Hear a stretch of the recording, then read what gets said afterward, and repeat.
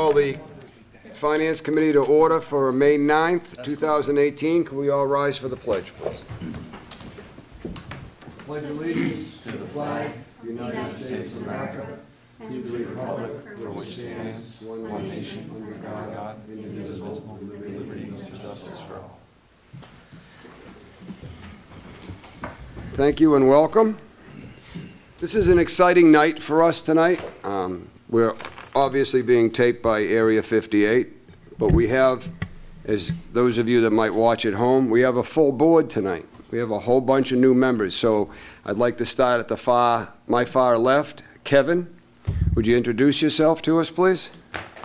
Sure. Good evening. My name's Kevin Sullivan. I moved to Carver just over 2 years ago, and I live on Rochester Road with my wife Liz and our two young daughters Shay and Brooklyn. I have been looking for a way to get involved in local government for some time now, and I was introduced to Alan through a mutual friend, and I'm excited to be on board. I own an insurance agency in Middleborough. I've been in the insurance business for about 7 years, and that's my story. Thanks for having me. Thank you for joining. Thank and you. those of you that could recognize Mary Ann, who takes the minutes usually, and for other committees, this is Mary Ann's employer. This is how we were connected up. So, our next new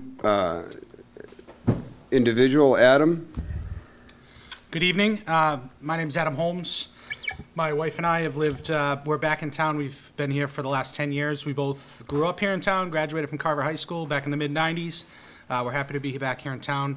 For the last several years, I've been heavily involved in the youth sports and youth baseball program as well. We have 3 children, 12, 11, and 5. So happy to be a part of the committee, looking forward to what's ahead of us, and looking forward to it. Great to have you. Thanks, Adam. Good evening. Sir? Good evening. Patrick Keneally. I grew up in Carver, like Adam. I grew up elementary school, high school here in Carver. Moved away and moved back in town about 5 years ago. My wife Stacy and I live in the house I grew up in. Bought that off my parents about 5 years back, so happy to be back in town. We're there with my 2 kids, Nolan, who's 11, and my daughter Grace, who's 10. Like Adam, I've been very involved with youth sports the last few years. I've been on the football board, and now I direct the flag football league here in town as well. So looking forward to getting into local politics, just being a part of the town. Looking forward to help out where I can. So excited to be joining the board. That's awesome. I appreciate it. Thank you very much, gentlemen, all 3 of you for joining. Everybody knows our Vice Chair, Kate Banzel, Beth Sulger, Bill Duggan, George Callahan, and we have a new, I guess I'd have to call you a potential member. We're going to actually rely on this gentleman for some advice until his house is completed in Carver, and if there's still an opening on the board, he becomes a full member of the Finance Committee. Please, if you'd introduce. Yeah, would you? I've been up here many times. My name is Pat Maher. I am previously 12 years with the Carver School Department as both business manager and assistant superintendent. It was from 93 to 2000, which I was actually the first business manager in Carver. Went off on a couple other excursions, and then came back home, as I like to call it, from 2009 to 2014. I had the distinct honor and privilege of stewardship of about 70% of the town's money, which I took very seriously and very responsibly. Right now, as I said, I've been retired like 5 years. I have, as Chairman Germain said, I'm having a house built in Carver right now. It'll be done sometime this summer, probably sometime in August. And I'm also part-time treasurer of 2 regional school districts. One is Pilgrim Area Collaborative, which is a small special education collaborative in Pembroke, and Old Rochester Regional School District down in Mattapoisett. So I've been in municipal finance for, over 25 years. I've got a lot of history with the town of Carver, and I would like to do whatever I can. If I can be of some help and be of some service still to the town, I would appreciate the ability to do that. We'll certainly Thank you. take advantage of that. I think this is really an incredible thing for me. I asked, also in our audience tonight is the chairman of the Board of Selectmen, Ron Clark, and Andy Cardarelli and Brad Brothers. I asked Ron when, in his 200 years of living in Carver, 225, 200, 190, I'm sorry. It just seems like that long. We'll discuss it later. When this board was this full, we actually are missing two members tonight. John Carter is absent, and Steve Pratt, which at this point gives us an 11-member board, which is the maximum we're allowed to have by our bylaws. And I asked Ron the other night when I saw him, when was the last time in his recollection, and correct me if I'm wrong, you said you could not recollect that it's ever been an 11-person board. Now, I'm going to go down and dig through the vault and get all the town books and try to go back 20 years or so and see if that was ever the case. I think I've seen it go to 9 in the books, and the best that we've had in our tenure has been 6. So this is really an incredible thing. I'm so excited to have younger guys with families stepping up and some super experienced municipal ex-government peoples that are on the board, as well as we have the finance director for South Shore Hospital. So we have a pretty well-rounded board, and we still have Bill Duggan. So, and Bill and I, where's your nameplate? I get 2 of them and they're at home. There you go. Well, they don't get worn out that way. I know. Bill and I kind of bring the common sense to the table. So we kind of do, we're the 1 and 1 equals 2 guys, and we try to bring the common sense, and then we rely on the experts to really walk us through the numbers. So I'm just very happy to see this board be this full. This is real big. This is a real big deal tonight. I'm going to skip around a little bit on the agenda with the okay with the board, if that's all right with you guys. First thing I'd like to do is, we might as well get this out of the way. I had Staples do the paperwork on the Finance Committee handbooks, and that came to $194 for 20 sets, so we have some extras. And I bought the half-inch thick binders from Amazon, and that came to $51.90. So with the approval of the Finance Committee, a motion, we can go ahead and I can turn this in to Lynn, and she can reimburse me. So I will accept a motion when you're done scrutinizing that. I make a motion to approve the 194.40 and the 51.90 for Staples and Amazon. Second, anyone? I second that. Second? Motion made and seconded. Any further discussion? All those in favor signify by saying aye. Aye. Opposed? Excellent, thank you. I can have Meg do this now. Next thing. Bill Duggan had asked me a couple weeks ago if we had a formal mission statement on our website, and we don't. We're actually one of the few towns around that if you go look on their website and you look up their finance committee or their administrative departments, they look and they have a very detailed, this is what we'd like to do, this is what we do, explanations of how large the board can be and so forth and so on, and we have nothing. So I had said to Bill, I says, we really don't have a mission statement, but I think it's a great idea, and I'll put it on the agenda. I'd like to create one. We could all get together and discuss, maybe if you have some ideas.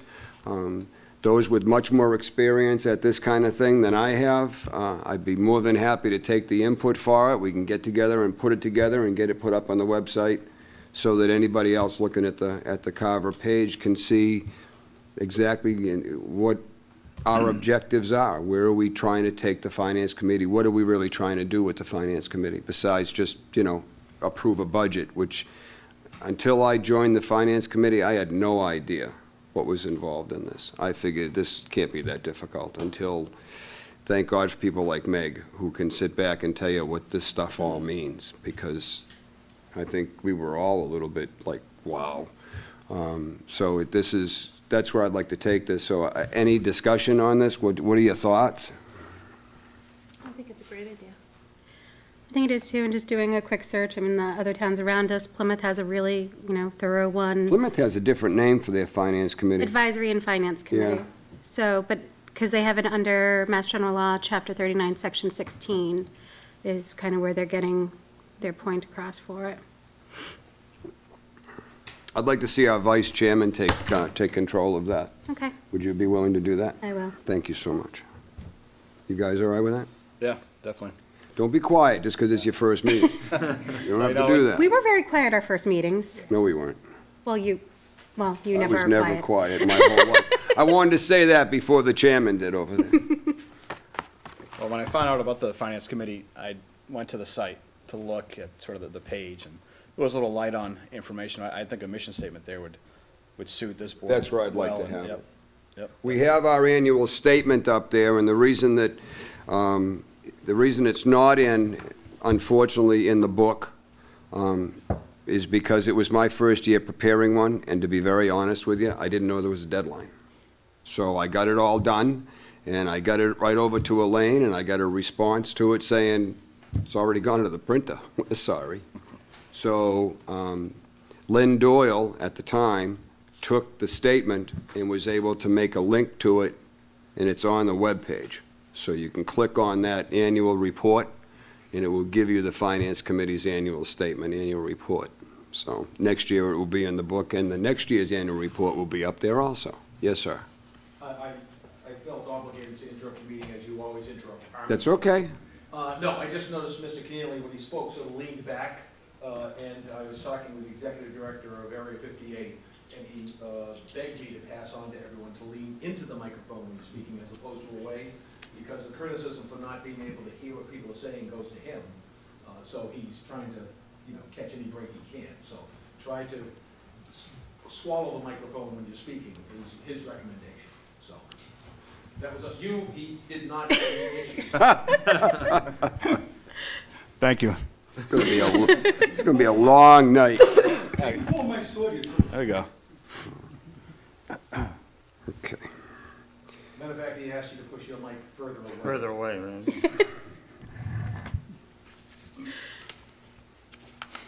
There will be payback, you know that. I'd like to take the last page of the packet. The next item on the agenda is going to be that grant application. As you know, at town meeting, they had faith to award us the ability to offer a grant program to the town of Carver for nonprofits. It has a $25,000 cap on the program and a $5,000 per applicant cap. We did make the statement publicly that if this was approved by town meeting, we would go forward with Shane Gives Thanks and waive the $5,000 this year and offer the $6,000, which was their request in the money article, because we thought that would just be fair. So, for you gentlemen, you'll know that that's a real big thing of mine. I'm real huge on fair, and right is right, wrong is wrong, and that's pretty much the way I govern things. So, I'd like everybody to look at this application. This is just something that I took from bits and pieces that I found out on the web, some input that I had from Beth, and I threw it together. It's obviously missing some things, I'm sure, but it kind of gave me a foundation to start with. I don't want to make the grant application a 72-page document. It doesn't need to be, notarized. It's not going to be I don't want it to make somebody's mortgage. I want to make it something simple so that people will look at it and say, oh yeah, I can fill that out. It won't take very long to do that, and we'll apply for it. I don't want to have a myriad of red tape where they say it's just not worth it. George? Just a quick overview that I went through. The only thing I saw missing out of this was a submit not later than date. We haven't got need to to that put that on yet. there. We haven't really figured that out yet. Okay. So that's what I mean. Need That's some why I kind of say I know blanks in things are missing from it. But everything else looked good. Yes, sir. Can you give him a microphone, George? Just a question. It says the Application information must be a 501c3 organization. I don't think the municipality is. No, the applicant must be a nonprofit. Oh, okay, it's not the applier then. No, it's the individual asking for the grant must be a nonprofit corporation organization. So if there's other designations other than a 501c3, that's the only one I'm aware of that's a nonprofit. Am I incorrect in that? No, it is a nonprofit, but it's mostly, I think, for, not for municipal organizations to be. But anyway, maybe I was looking at it the wrong way. I was thinking it was the town.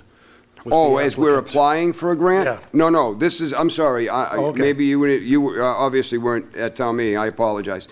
This year, the money articles that are usually requested with the 10 signatures and a paragraph, and it goes before town meeting, and town meeting approves $5,000 for social community action, $6,000 Yep. for Shane Gives Thanks. I remember those. We tried this year to, you can never do away with that program, obviously, it's the law. But we've established a grant program because otherwise, without some oversight on the back end of what did you do with the money to make sure that it does get used to the benefit of the Carver taxpayer, it runs afoul of the anti-aid amendment. Yep. So this is the grant application to offer to someone asking in lieu of that money petition article. Okay. So I now was this looking gives at- us a little bit more oversight. I was looking at it the wrong way. No, Okay, it's- sorry. We'd love to get money in, but, so if any other?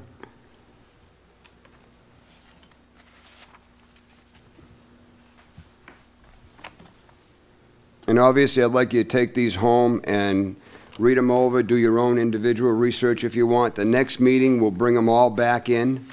And any place you want to mark them up and make a change and make some suggestions, please. And then, of course, from there, it's going to go to council after Meg has a look at it, and then it'll go to council, and then we'll make sure that it's all workable. And because the people that had asked for the grant money would have gotten their approval already, correct? So I don't want to drag this out too far. I want to get a hold of everybody that requested funds and tell them, because then there's going to be a quick interview process. They got to fill this out and then come in. So I don't want them trying to get their check in, September. So if you would be so kind as to do that, we good? Awesome. And then I was thinking, if we end up with a lot of applicants in the future, maybe we should have some type of a scoring sheet. Something that's fair across the board. Everyone has an individual one where you score different sections, and then we'll tally them up instead of favoritism. Well, we could have that be a separate, Exactly, yeah, you know, not part of this, but, not part of it, but how we reach the decision, sure. yeah, Because this could potentially get larger, it could. so. I know that I've sat on committees before, and that's how we've done it. And then it's fair across the board. Since Michael's still not out here. Why don't we do the minutes real quick, if we may? For those of us that were at the meeting at the school just before town meeting. This was in the library. I think you were there, George. No, I wasn't. No, he wasn't I'm on. sorry, you weren't, but you were, Bill, Yes. and you were, and so we have enough to vote on this, so, and John. I make a motion to approve the minutes from April 22nd as written. I second. Your motion made and seconded to approve the minutes from April 22nd. Any further conversation? All those in favor? Aye. Opposed? Ayes have it. Minutes are good.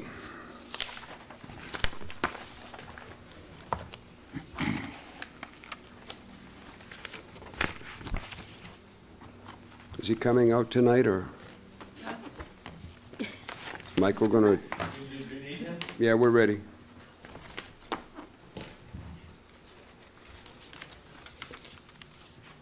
Is he going to discuss the additional of the two different people? Yeah, we're going to take the two discussions, the long-term sustainability study as well as the function of the finance committee, and we're going to kind of bring them in together. Hi, Michael. You're welcome to sit up here with us. You're welcome to sit right here beside me if you don't think I'll bite. Alan, I like to keep my distance. Wow. This is getting crazy now. Just joking. Just joking.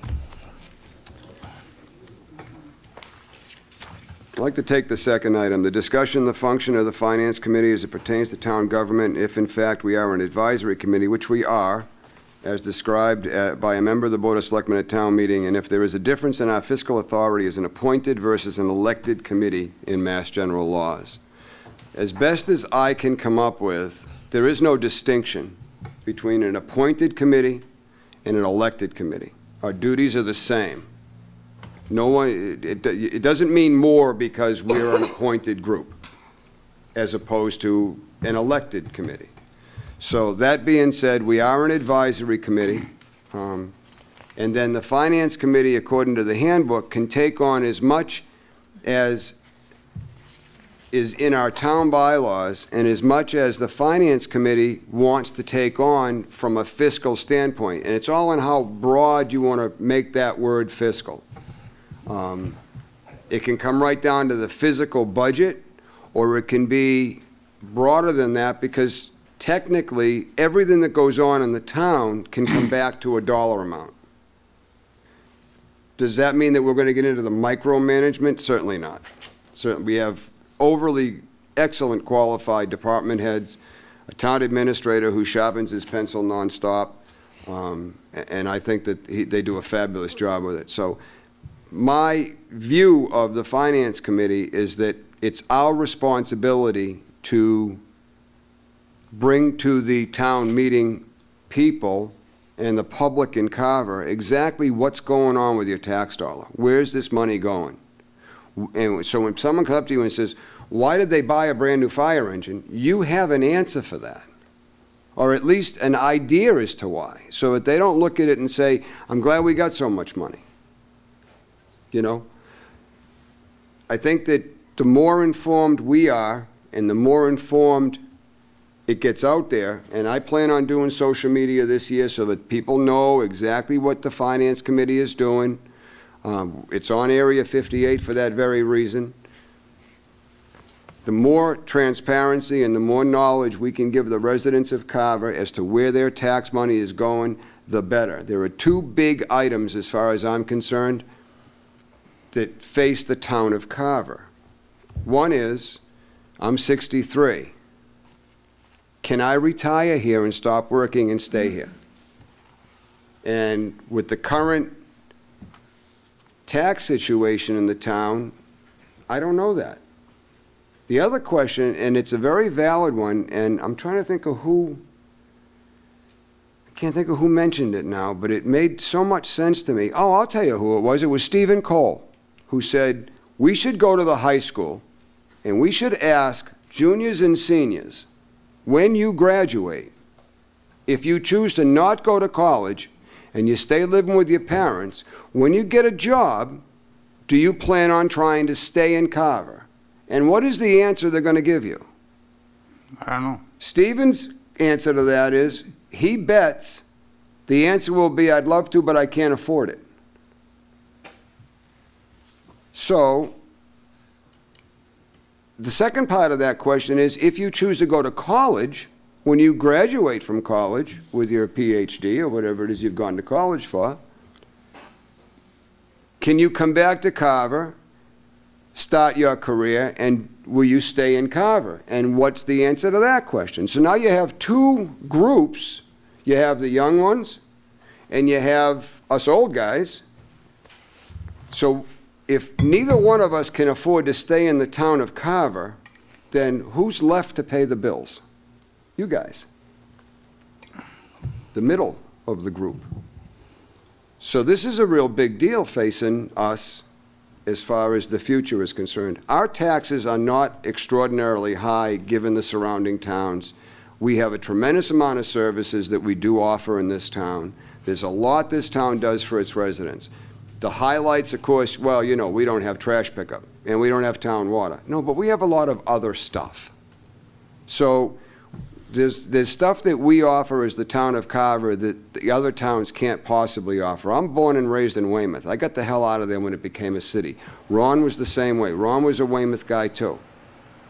Ask him where he'd rather live, Carver or Weymouth. I know the answer to the question for me. I wouldn't go back to Weymouth if you gave me a house. And I used to think it was a pretty decent area. But you come down here and you get the expanse of Carver. So there's a price tag that comes with that. So absolutely. So that's a big deal, and that's what I think the role of the Finance Committee really is to have some fiscal responsibility, but let people know that we're watching out for them. We have their back, and that's our job. When you made the statement, or when, now we got both. And what did you say? I'm not going to be quoted again. In the statement that says we should go to the school and ask the questions, are you talking about we as a committee, or are we talking about the town? It was a rhetorical question, but I think That's what I meant. I think it's something that's not a terrible idea. I know Andy's here from the school committee tonight. What do you think about that? I think that more likely than not, many kids would like to stay, but also kids, no matter where they grow up, they want to leave. You know, they want to go somewhere else. So they might say, no, I want to explore somewhere else. I mean, you might be a kid that grew up in Alaska. Us down here, we might think it's great to live in Alaska, but they can't wait to get out. I You know mean, what for So- being someone who is born and raised I in was this just gonna town, say. I wanted to get out. I did go. I went out to the Metro West area, but then I had kids and I wanted to come home. So Carver was home. And Pat and Adam, you guys both lived out of town and moved back home. Yeah, no, I'd say very similar. And to your point, the pace of Carver. It's, I lived in Braintree, in Abington, and in Quincy as well. Moving back to Carver, just the pace of it, I knew I wanted to raise my kids in this town. So we had those sort of memories, and living here prior to bring us in. I'm curious, maybe Kevin, what drew you to Carver a little bit? Well, Bring the mic in a little bit, Yeah. Kevin. Yeah. I can't say that I knew a great deal about the town before I moved here. I do love it. We love it here. It's been 2 years, but it was the opportunity to buy a house and a property that we fell in love with. And we had done some research, but we were new to this area in general. So we lucked out. But I can't say that it was, I looked at a map and chose Carver. I opened an office in Middleborough. I needed something local. And, Carver was the best fit for us. But you could have bought a house in Middleborough, Right. and you still chose Carver. You left, Pat, and moved to Plymouth, and yet you're building a brand-new house coming home to Carver. What's brought you back to Carver? Microphone, please. Actually, I never did live in Carver before. Ah, What's that? I worked, well, we already went through that, and I was also on, I forgot to mention, I was also on the interview committee that hired Meg, if you remember. so it's your fault. But, yeah, blame me. No, actually, I'm from Worcester. And I moved down here in '93 when I took the job in the school department. But everybody talks about how much less expensive it is to live in Plymouth as opposed to Carver, and yet you're building a house in Carver and moving here from Plymouth. I am. So it's all perception. And Beth came from Braintree. We grew up in Quincy. I grew up in Quincy. We moved down from Quincy, my wife and I. And back in 2004, when we moved here, we couldn't get the same house and same lot size in Quincy for what we paid down here. So it was more about being affordable, and Right. I understand people's problems with the taxes making it unaffordable. I do understand that. But I have a house in Quincy, and for a tenth of an acre there, the taxes are higher than what we pay here in Carver. So it's, Ron Clark likes to hear that stuff. I couldn't agree more. But now, and as I think you said, there's all these reasons why people have moved here, and, perception is sometimes what people respond to, Facebook posts they respond to. The data you can analyze in 18 different ways and come up with it, and whether our tax rate's low, high. You have to look at the numbers and you have to evaluate that. But at the end of the day, our job is to provide the services that are needed for the town. So what I'd like to do is kind of go through kind of the overview of the policies that we do.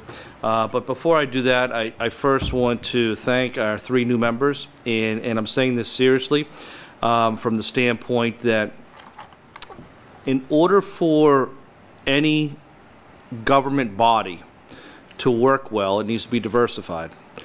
And we've had great success in the community with diversified committees, making some significant change in the town. We've had our governance committee 1, and then we had governance committee 2.0. Just really briefly on 1, when I first put that committee together, it was 5 people that never agreed on anything in the town. People thought it was a waste of time, they were never going to do anything. And lo and behold, they came through and helped us restructure a whole bunch of things, and town meeting voted, all of their initiatives supported to move that forward. But the dialogue was great because you had different people representing conservatives, liberals, Democrat, Republican, a know-it-all, and then through those discussions they came up with a consensus, and the consensus was modified to something that everybody could agree to, and then that's what the town ended up voting on. We did that with the school building, and the elementary school failed 3 times. Started all over again, and it wasn't just a school-based committee that would say yes, it was diversified group. And at the end of the day, as you all know, because you participated, we got that passed with almost 80% of the vote. With you coming on the board, it helps give kind of also a bigger perspective of the town, because this is the first time that I can recall on the town when we've had so many people that have kids. And at the same time, we have people that don't have kids that are, in school districts anymore. So it brings that different perspective that's on here, and I think as we start to hit some of our challenges as to how we move this town forward, that diversity is so important to coming up with a consensus that everybody can move forward with. Because, with the Board of Selectmen, the Finance Committee, Meg and I, and Brad and others, I think we have done just about everything we can do from an organizational management structure to make changes that could be made before things got really painful. And I say that we have financial management policies. I'm going to go over those in a second. But what we've been able to do is, as presented at town meeting, our budgets are very tight. There's no more fluff in the budgets. There used to be a bunch of surplus in budgets and hidden money that people would play with mid-year. That doesn't exist anymore. Our budgets are budgeted down to what's actually needed and spent, and you can look at that in detail. We are down to a pay-go, is that if you want to add something, you got to cut something. That's what it is. We've gone through and reorganized, particularly on the town and also the town and school. We've consolidated many departments. And with that consolidation, in some cases, we've saved money.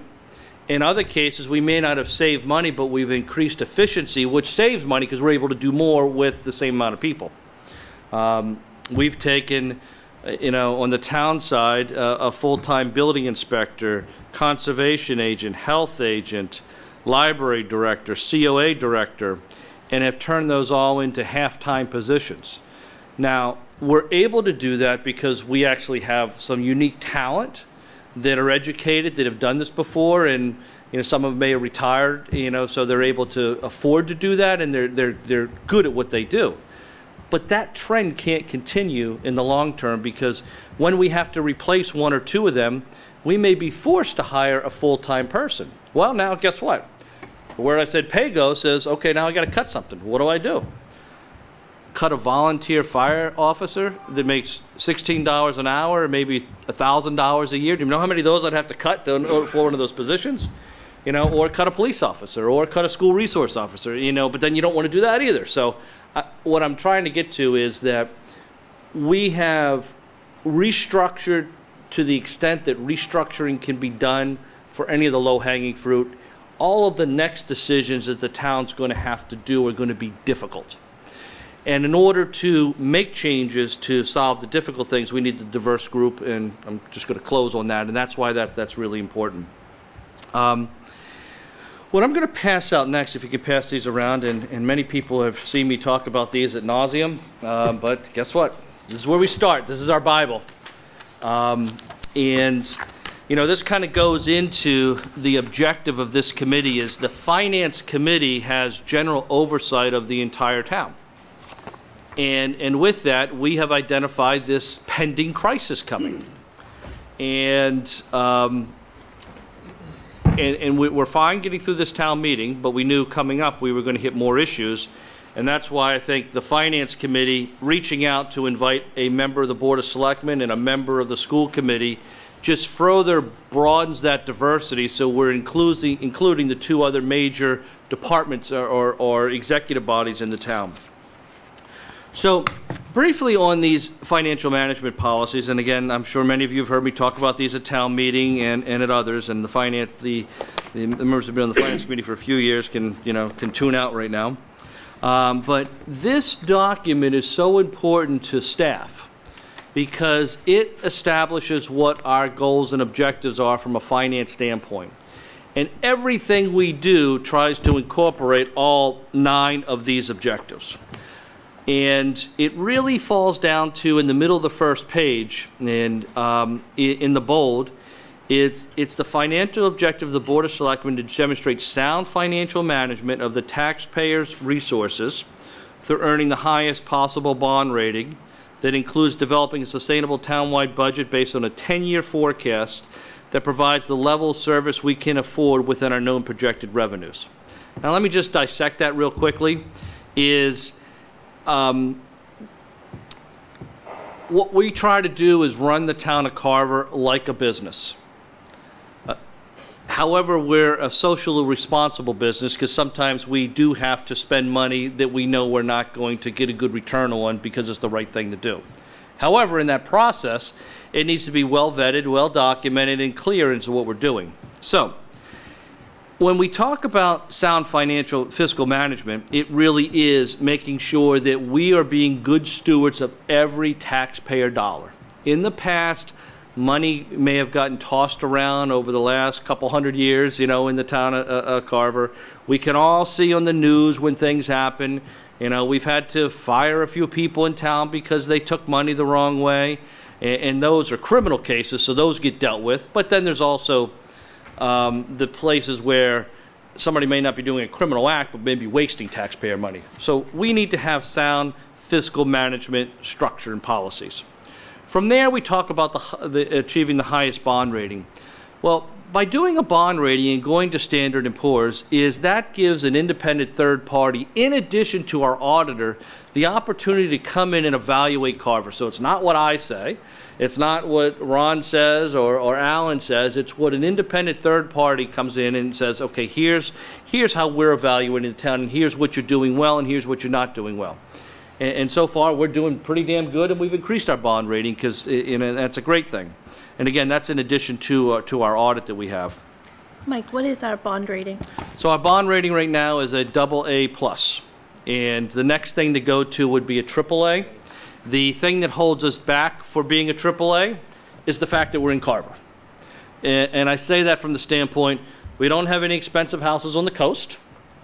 We don't have 40% of our tax base supported by industry with, a lot of Raytheons. And, if you go to Newton and Wellesley and you look at, you've got the expensive houses that are there, but you've also got the business parks that are right off of 128. So those are kind of the two things that hold us back, which is our net wealth of the community. And if we had either one of those, with our ratios of all our funding, with our policies, with the continuity of our policies, and you put us in a Duxbury or Marion or Wellesley or Newton, we'd be getting a AAA. Okay, and that's the thing that holds us back. So that's the independent piece. But then the last two things is we need to provide as much services as to the town because the town has huge expectations, but we have to do that within our known projected revenues. So it's great, and I think some of you may have been involved with the turf field when we redid that. Oh, where's the snack shack? Well, guess what? We needed a turf field, and we were able to afford that, but a snack shack doing under prevailing wages was going to cost us $800,000. Guess what? It's a need that some people want it, but is it a need that was within our projected revenues? And the answer is no. So guess what? That need was really a want. It wasn't a need, it was a want, so it got cut up. And, you know, again, we go through this, and the police department could use a few new police officers. I've talked about all the part-time officials. The school department could use a couple more technology teachers. But what are they going to have to cut to make that happen? So I spent a lot of time talking about those words there, but that's really the basis of it. You know, as we go through these statements, just real quickly, you know, in item number 1, it's, again, the bond rating and doing a comprehensive budget message, which we go through. In item number 2, we do not try to push expenses off to the next year. If we have an expense this year, we pay it this year. We find a way to pay it, because otherwise it's going to compound into next year. And again, that kind of goes into number 3, ongoing costs with operational revenue, is that when we have one-time revenue coming in, you know, with some of these solar projects, we get huge permitting costs. Well, we as a community, based upon these policies, are not going to go hire a police officer on those permit fees. Because guess what? They're one time. Next year, we're firing that person.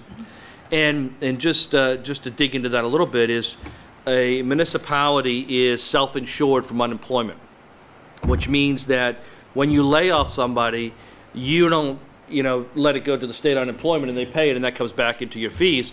We have to pay the unemployment. So the ratio is that for every 2 people you lay off, you have to lay off a third to pay for the unemployment of the first 2, assuming that they're going to go through their whole sequence. And we've had to go through that many a times. Again, just a little nuance that I like to point out between public and private. Just flipping to the back of, you know, we go through A, B, and C and E here. A lot of these talk about not using grant funds to pay for positions because you don't know if the grant's going to go away. We get into item number 4, which is really important, is that, you know, we have a policy of putting 7.5% of our revenue into our general stabilization fund. That actually was 5% when the policy was first adopted. It was moved up to when I started here, I think we had about 0.5% MEG, if that. Now we have reached that target of 7.5%, so we no longer put real money into stabilization, just because we keep that there. That's our emergency fund should we ever need that. We have and kind of rebuilt the building fund into a capital and debt stabilization fund. I'll talk about that tonight, where we pay all of our debt services and all of our capital out of this one fund. And with that, we're projecting that out 10 years so that we can forecast where things are going to be coming in, and then we prioritize over those 10 years what's going to happen. And when we get into the next year, then we really get into the detail what we keep. That also has a projection of being at 10% of our budget. And again, you know, when you have a house and you're investing in putting in a new roof and you're investing in putting in a new furnace, those things happen every so often, and you have to repave your driveway. That's a capital expense. You got a budget for that. And when you go back and look at things over a cycle, 10% is a reasonable number that municipalities put into their budgets for capital. Not all communities do this. Carver did not do this, which is why we've had to catch up over the last 5 years and build all these buildings, because short of, you know, trying to put money aside to do repairs, no one knew how much money they were going to have to do a repair until right before town meeting. And sometimes you'd have a little bit, sometimes you'd have a lot. But you can't budget capital on that type of a sequence. Item number 6, Scott Neef and I have had some great success with Brad and Meg helping on this. This is consolidating of our facilities, our DPW, into the operation and maintenance department, as well and that includes fields, as well as consolidating our IT department into one consolidated townwide department, so that everything is looked at holistically. It's no longer barriers put up between the entities. We have to support all of the taxpayers. And that's gone very smoothly. There was a lot of emotion initially that was going to be bad, but it's worked out fairly well. Item number 7 is kind of the item that avoids it reduces down, nothing ever avoids it, but it reduces down the political fights at town meeting that you have in many other towns where you say, well, I'm going to stack the deck and I'm going to, change the budgets, and I don't care what department that impacts, and if they have to lay off more policemen, then so be it. I don't care, because we're going to take the money for another program. So this really says that the school gets 70.3% of surplus money that's left over after we pay our fixed cost, and then and this is of new money, and the town gets 29.7. Item number 8 is OPED. It's our unfunded employee benefits. This is when people retire, which you have to pay for them after they're no longer paying into the system. Carver right now pays 75/25 on health care. On the town side, we've negotiated that all new employees in all of our unions and non-unions, new hires pay 50/50, everybody else is 75/25. That significantly helped reduce down our OPED liability, plus the Board of Selectmen have made some other big initiatives to reduce that down as well.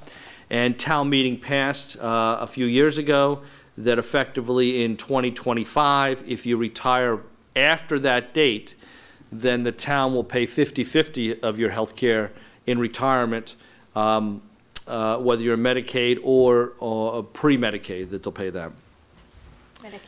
Medicare. Thank you. You're welcome. Thank you, Medicare. And please correct me, because I'm not perfect and I make mistakes and sometimes use wrong words. And Ron's always doing that. What's the current value of the unfunded liability right now on the OPEB? This is FY17 at 43. It's less than that, right? Oh, no, it goes up. Right now, I take that back, because we made some additional changes and went back and reevaluated this. For 2020, our unfunded liability is $42.3 million. So I thought it went down. Yep. Now, just for orientation, that used to be $65 million before some of the changes went into effect that I just said, which has a net savings of $23 million. Now, again, that's money over the lifespan that we have to pay for people. That's our unfunded, amortized additional amount that we have to do. But what happens is that if that's growing faster than your base, now all of a sudden you have to take money out of your base to pay for the health care of others that already retired years ago. That's why you try to keep that down as probably the shortest version of that, and we can go over that in the future too. And then on item number 9 is, that there was some talk at one point about, we should not use the 2.5% allowed by Prop 2.5 to tax that every year. We should do less. Well, policy number 9 says that's great for the town to do that, and I can't wait for the town to have enough money that we can do that. But you can't. But the policy says you can't do that until you've solved your unfunded liabilities. It's like giving a tax break, but you're at war. You got more money expenses coming in, but you gave the break without figuring out how you're going to pay for that. So that's kind of what item number 9 kind of talks about. Just briefly on the Prop 2.5% is.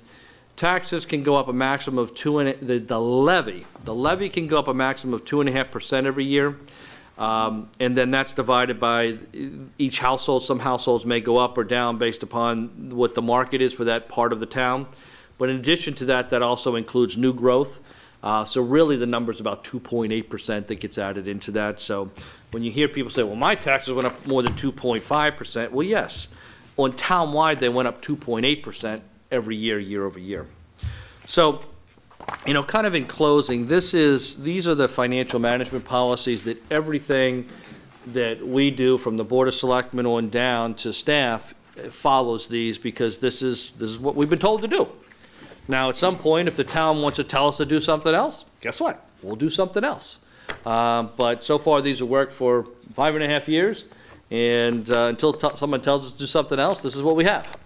And the Finance Committee has supported these, voted for these in the past, and, continues to do that. Now, after we get through this additional study we want to do this summer, we may come back and say for next year, maybe we want to modify 1 or 2 of these items in here. Good or bad, I don't know.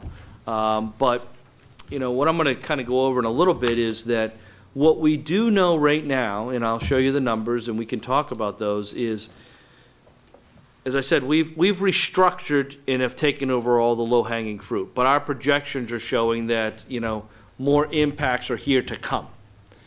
And if we could keep on doing the same thing we're doing now after the restructuring, there's still going to be impacts. So we're going to have to make some changes for those impacts. And that's really what the next 6 months, I think, for the Finance Committee before we get into budget season is to try to say, okay, let's look at the data. Let's analyze this. Let's see where this is heading. Let's understand the data. And then from that standpoint, then look at what the options are. And then come back with a recommendation for the long-term future of the town before we get into the next budget cycle. Because the budget is, in essence, a policy document of the town. So, moving along here, what I'm passing out now that is, and again, everything that I'm doing right now is in the town meeting warrant. And many of you have seen before, and they're just updated documents from year to year.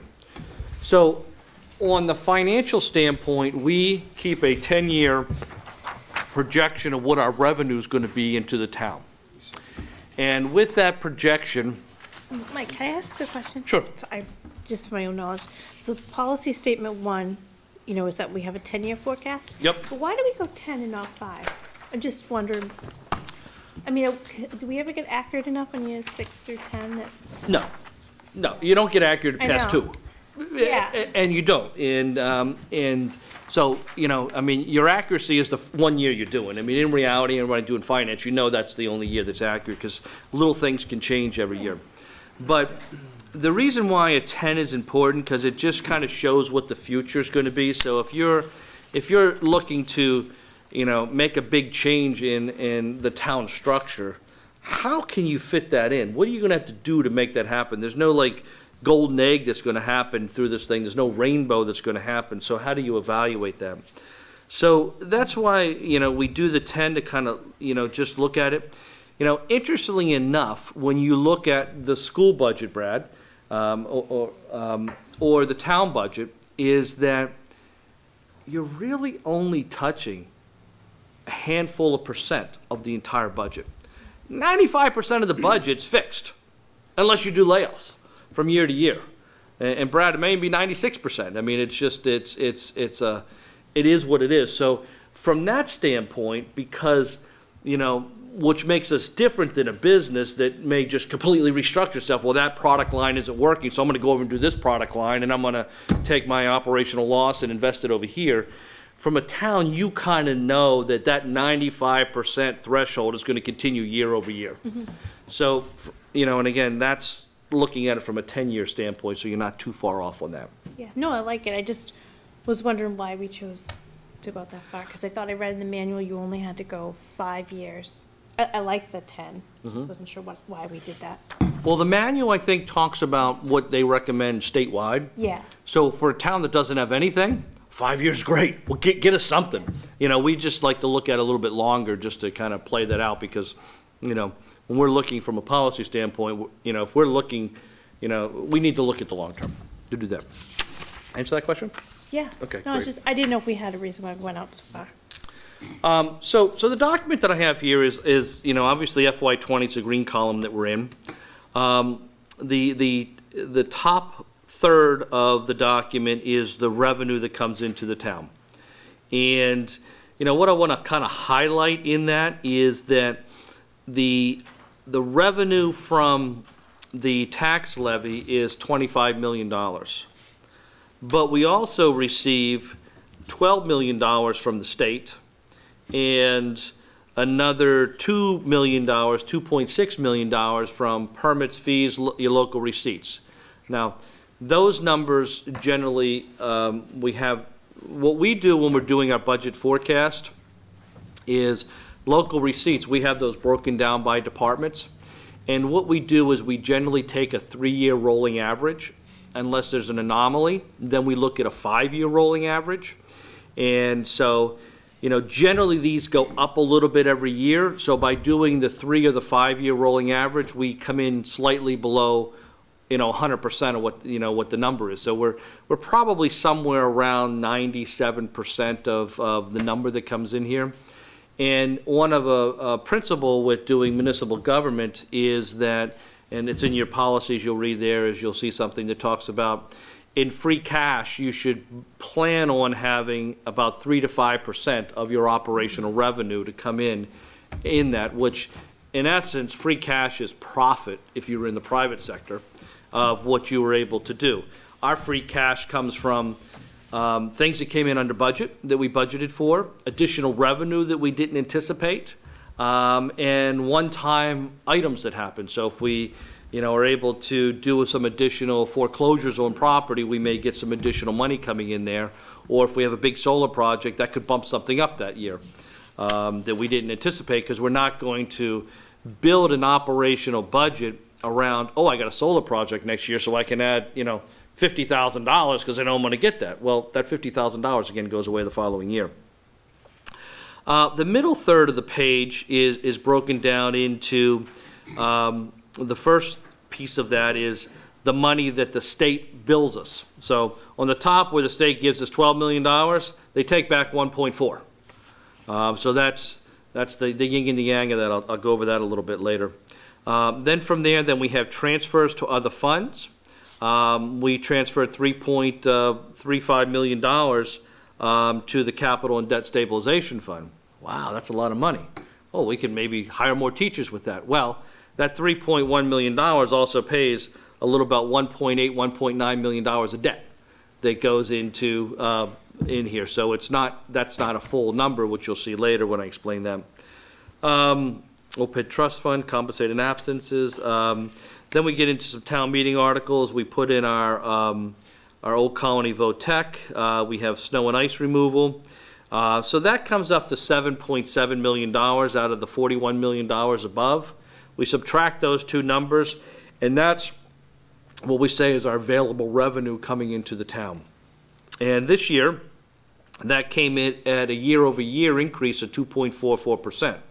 If you look out for the next 2 years, we're projecting 2%. It used to be 1.77%, but we did roll some personal property into the revenue number, so that changed that number. And again, here's kind of where it's a good thing to go out 10 years, because based upon these numbers, if you're going to be running a 2.2% year-over-year increase, well, then you can't afford a 6% increase year-over-year, because it's just not sustainable.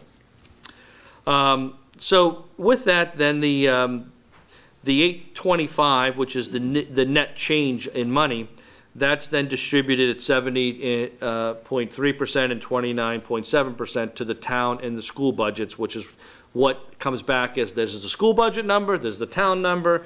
We live within that. This goes back to the financial policies on those things, and that's why, however the school committee wants to do its budget, go at it. You got $10 million to do it. However the town wants to do it, you got, school, you want $10 million? Yeah. The school, you get $23.8 million. In this town, we get $10 million, and we have to make that work. And then just the bottom three lines is just like a rolling history of what our OPEB funds and liability are for that. So any questions on that? And again, we can go over in more detail with others later, but just general questions, because I've kind of got a lot that I want to share with you guys tonight, just so, and part of tonight as we do this when we have a group of new members coming on, it's kind of a data dump, is that here's the data dump, take a look at the data, analyze the data, think about it. I've got some new stuff that I'm going to be passing out to people, and, again, this is kind of what goes into everything that we're doing with, and, how we calculate things and what's in the background. Could we ever get a copy of the cherry sheet just to see what it looks like? I believe your number's on here, I'm just curious. Yes, and I even have some stuff on that tonight too, but yeah, we can get the cherry sheet. So Meg, if we can just email Alan the PDF of FY19's cherry sheet, because FY20 cherry sheet's in flux right now. I'm just curious. No, and please ask these questions, because what we'll do is, we'll have that so that when you ask for these documents, we'll kind of put them on, and Meg's really good. She keeps an annual calendar that, when these things come up, then we'll just do a refresh every year when those come up when we send stuff to you. We read Hot Rod magazine, and Beth likes cherry sheets. It's okay. I'm sorry. Any questions on the forecast? Okay. This next document is our capital plan. We're probably going to be changing the format in the future because part of our consolidation of our facilities department is we're going to go town-wide with a facilities maintenance program that's called School Dude. And in that School Dude, it has forecasting mechanism that you can do for departments and buildings. And it'll actually populate some of these items. So, when you need to replace compressors or air handling units, and you have to do that every 7 years, it'll build that into this. So, this is really good compared to most towns, but we're even going to get better than this. So what this is every department goes forward and puts together what its capital requests are. School, public safety, operations and maintenance. And with that, then they also provide us a detailed list of what they need and when they need it, and also a justification of why they need it. So it goes through a whole vetting process. The green column is obviously the one that was funded this year. If you see any character in there, like the Ks, or I guess it's all K in there. I noticed that before, so. The so we Ks don't calculate. Calculate, Yeah, okay. so those come in, those are text. So those don't fall into the formula, because any of those Ks, if you look to the left of those, are a different source of funding. So like the Skag mower was a school building project, $10,000 for that. The $250,000 for the North Carver Water District was free cash.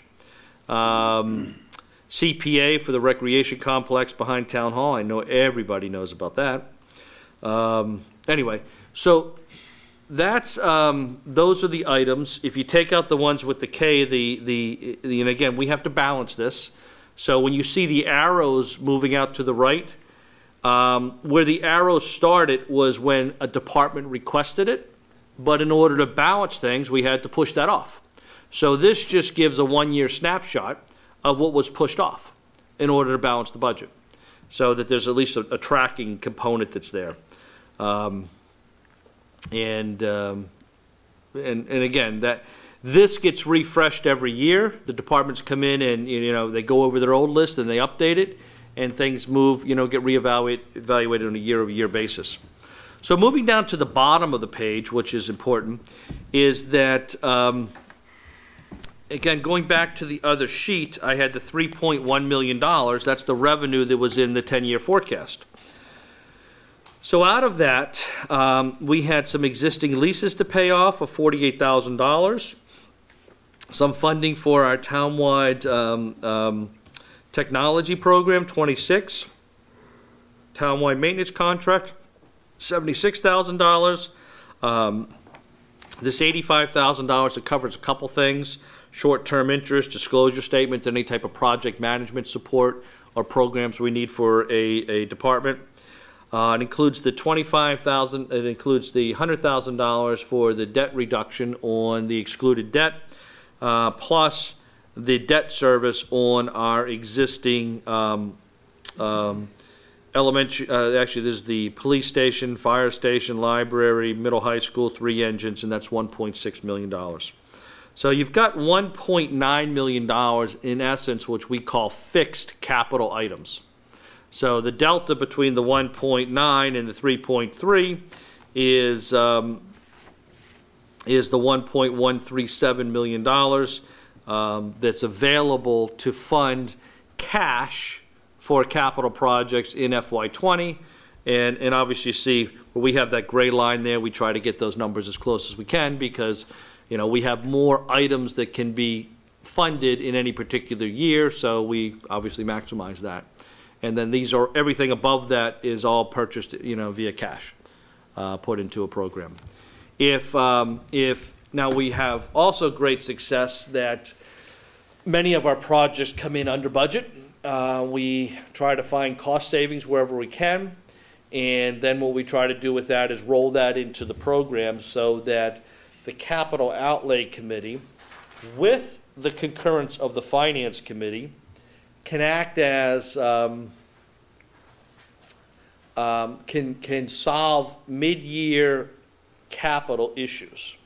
So if all of a sudden, hypothetically, both of our ambulances blew up, knock on wood, Tom's gonna probably watching TV throwing popcorn at it right now, with no one in it, and that, we could come in and say, okay, here's $440,000 to purchase 2 ambulances, that we could come back to this fund.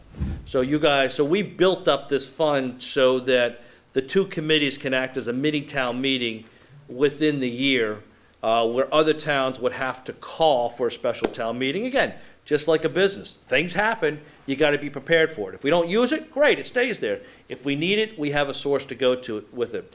You also have a Excuse me, Michael, this is exactly what we did last year with the protection equipment for the fire department. Their equipment, their PPE was all out of date. So we were able to have a capital outlay joint meeting with the Finance Committee, the Capital Outlay Committee, and that was voted on and approved by Capital Outlay, then voted on and approved by Finance, and we were able to fund the purchase of all of that. So it eliminated putting it off to town meeting, it eliminated having to call a special town meeting, because these funds have been set aside and we've been authorized by town meeting to have access to these funds for just this purpose. So that is, our 10-year capital forecast that we have out. Any kind of questions on that? And again, tonight I'm just trying to do kind of a quick overview on everything, just so we have this. So, Just go ahead. Mike, just a general question here. Yep. With this forecast, so for fiscal year '20, what's the prioritization process into selecting what goes into '20, what's bucketed for '21? Sure. Just at a high level, I guess. So what we do is each department comes in and they all know that they're not to come in and look at wants. They're coming to look at needs. Here's my need. And the good thing is, I think over the years, the Capital Outlay Committee has always gone to great efforts to fund needs. And if you have a want, they sometimes get penalized. So the department submits their request. And again, they'll give us a 10-year request of what they are. I will meet with the department and work with them and try to see, and we put this whole thing together before we say, okay, hey, it works. Never happens. Yep. Sometimes it comes close, and then, where it's off is then we kind of look at what's here and then go back to the department and say, okay, can you move, for instance, in the first, third, and fourth line, we had the 1-ton pickup and plow was moved off a year. And the 6-ton wheel was moved off a year. However, just for full clarity, that was actually now, we swapped that with the Pelican's street sweeper, which is an item number 2, for the same amount because of some other technical stuff that we can talk about later. But anyway, that's how that happens. Now, what they do is then once we have this draft put together, is then it's submitted to the Capital Outlay Committee. And the Capital Outlay Committee then sits and reviews this, and then they then do site tours and go with the departments to see what are all these items on here. Show me why you need this new vehicle. Well, look, the whole frame's rusted out.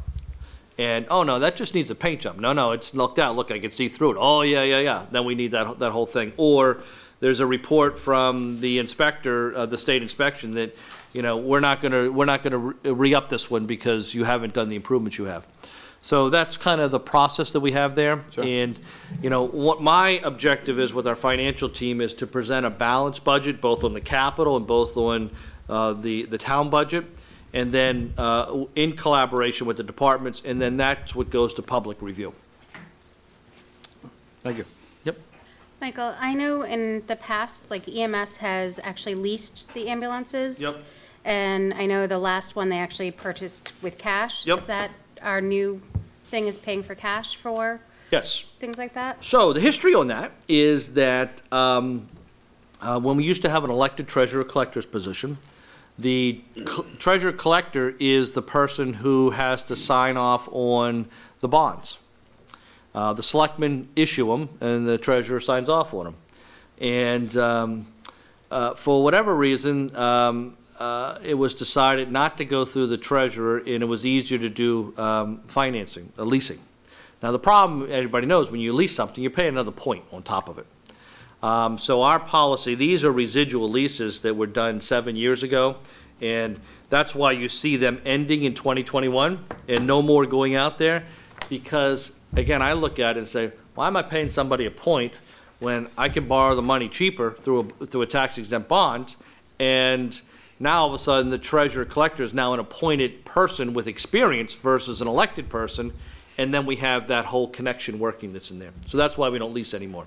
It's not cost-effective if you can issue low-cost bonds, which we do. And then what we do is, to make our bonds even cheaper, is we pool them together, and that's why, you know, our last release was it 10 million something, May? Because we had the school. Yeah, because we had the track field in there. And then the time before that, it was 30 million.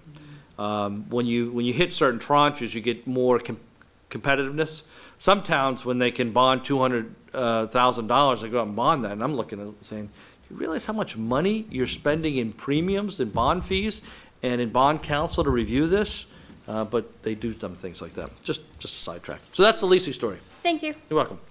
Okay, the document that I just passed around, this kind of answers your cherry sheet issue.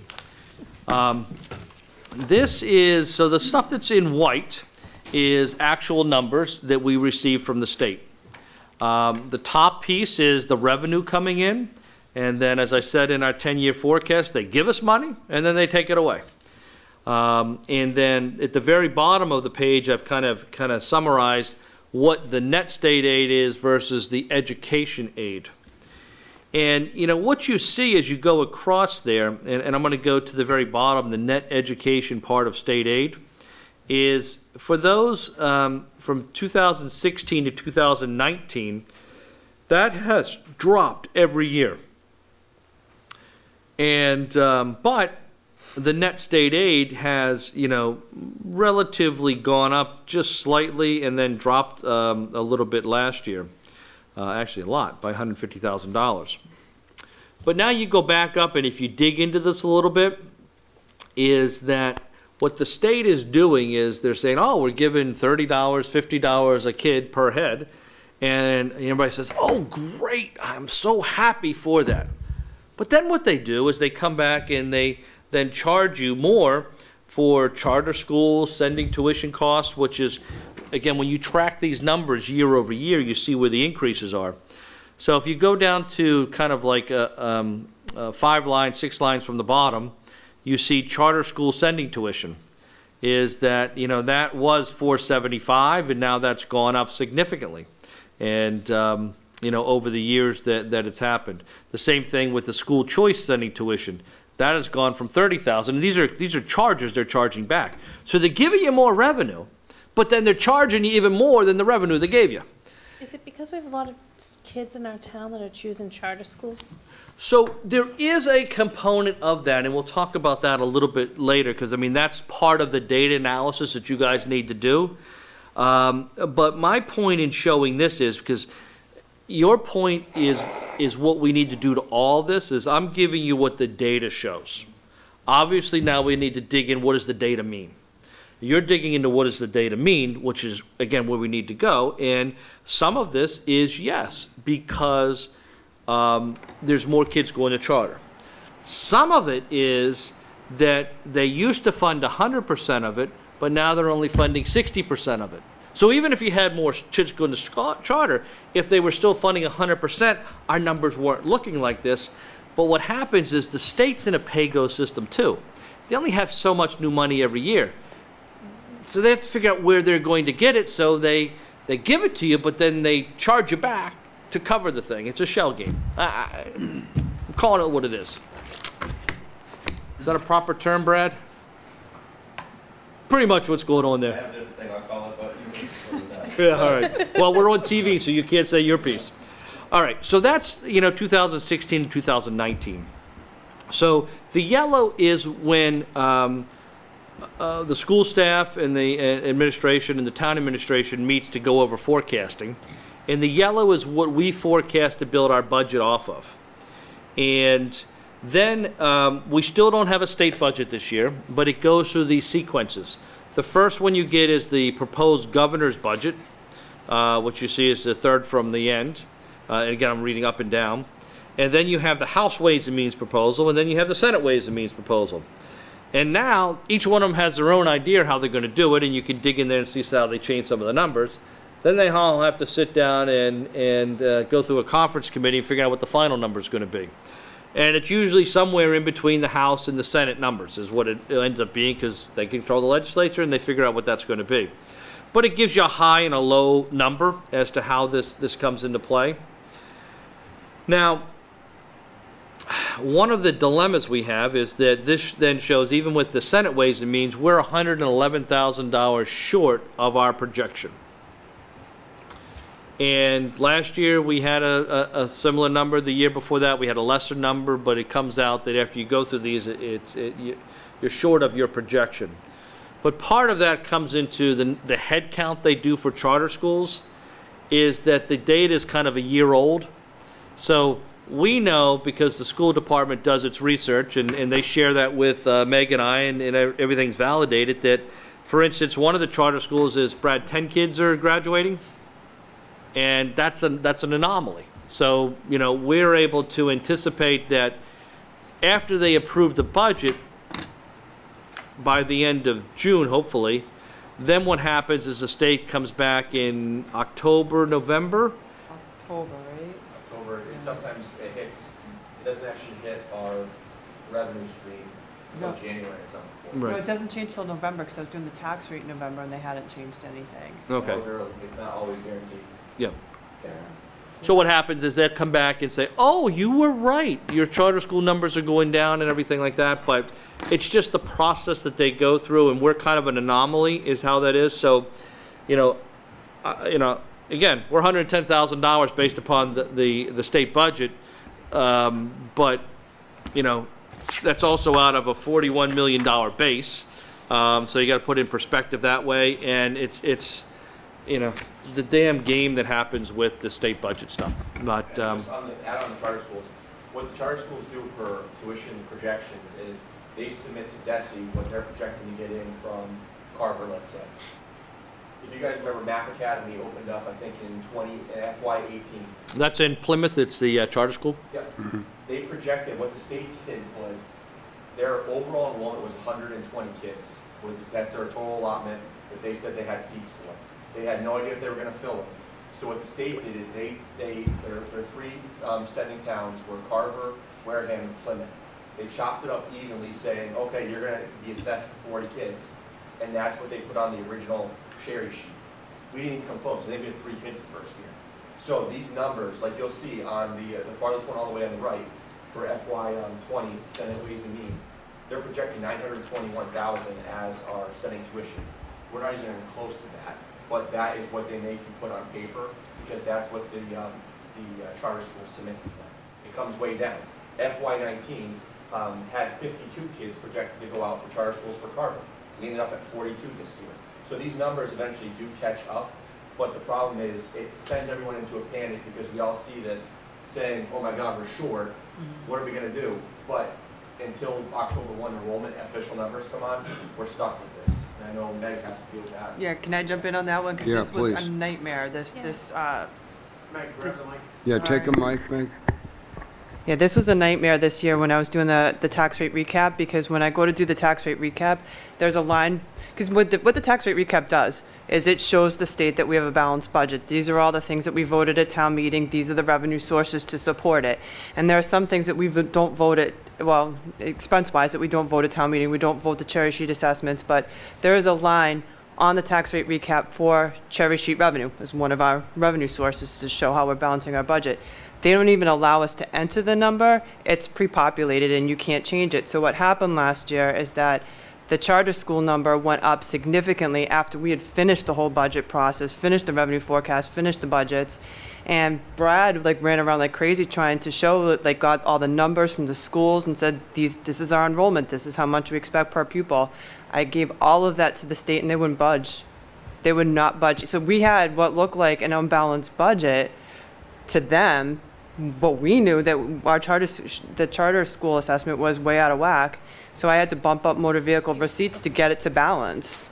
But I just want to clarify one thing on that. That doesn't mean that we are overassessed. The state catches up eventually to make it even for what our enrollment actually is. But when is the eventual?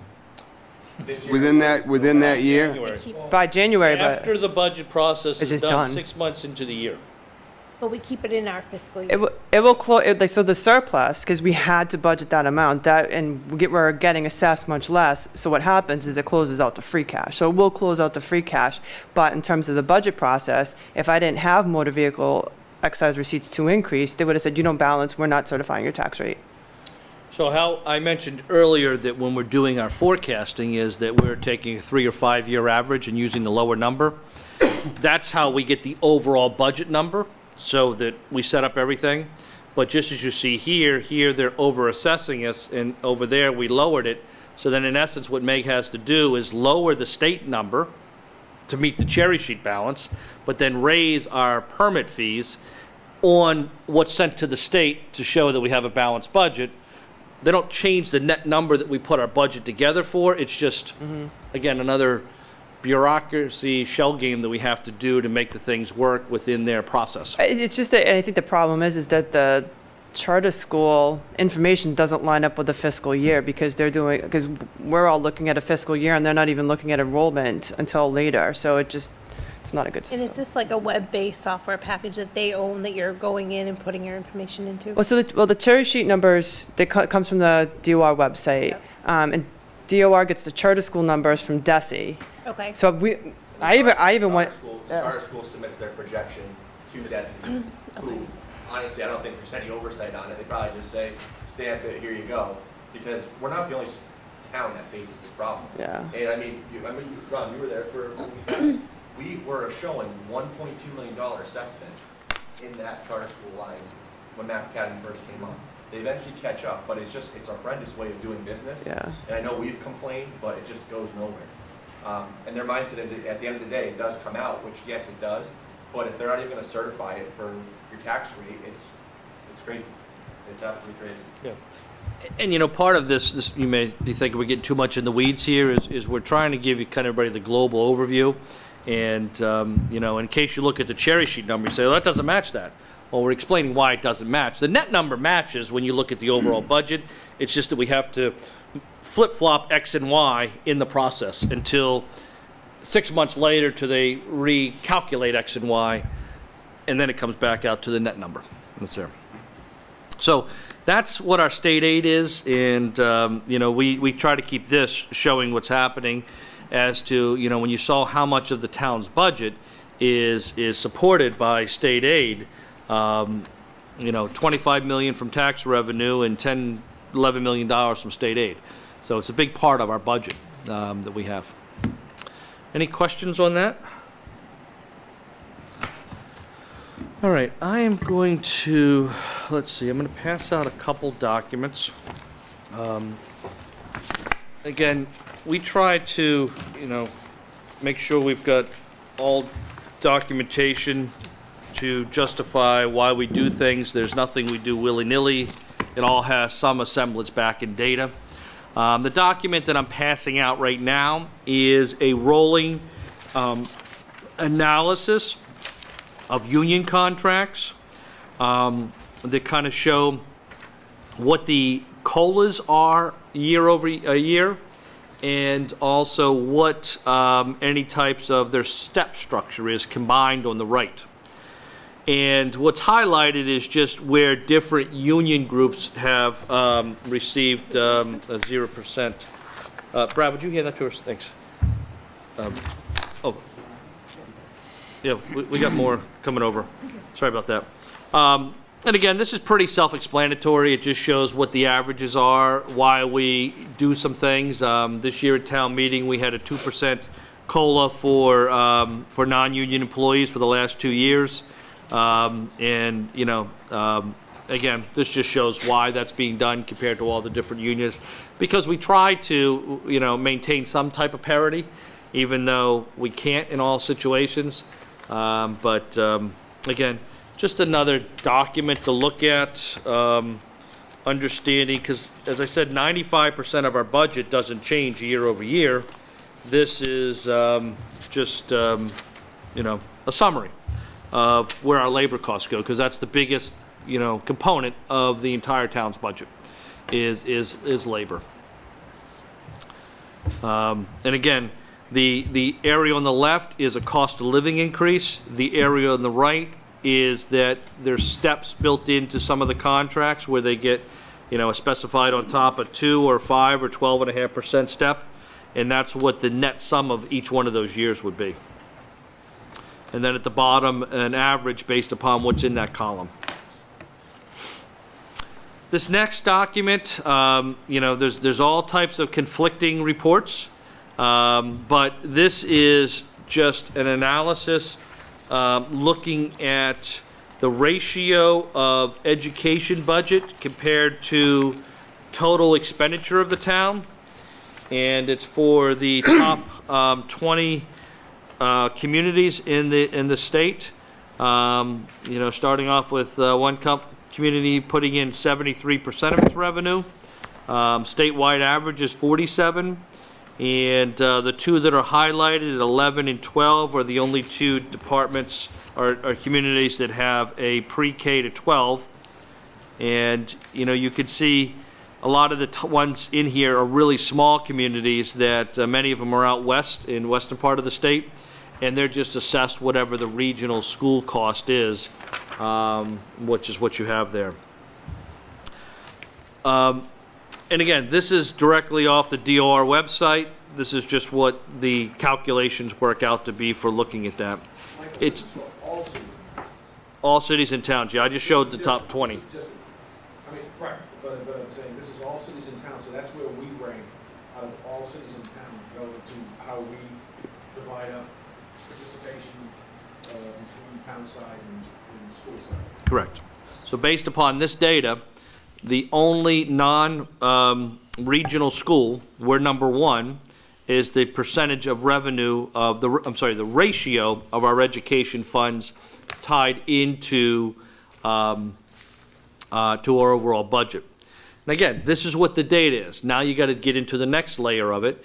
You know, you need to look at, you know, of these communities that are in here, how many of them, and that's why I highlighted 2 of them. 2 of them are actually 18 are regional, and 2 are full pre-K to 12. So you have to break those 2 cohorts out together. And then you would next look at, okay, how many of them have volunteer fire departments? You know, we're fortunate that the volunteer fire department that we pay $600,000 for in a community our size, they'd be paying over $2.4 million for. That money comes right into our school district. Then, you know, another layer of looking at this is EMS. Are they paying for EMS separately or not? Ours is all self-funded. How does that help us be able to put more money into the schools?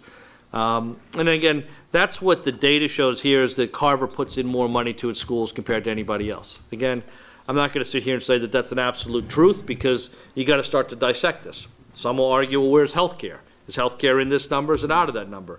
Do you look at DESE? How does DESE analyze their stuff? Which is the next document that I just passed out. Now, again, this is for 2016, but these are just a couple of the terms that you'll see, is that the net school spending amount that Carver was required to pay is that we pay $3.1 million more than what the state requires us to pay.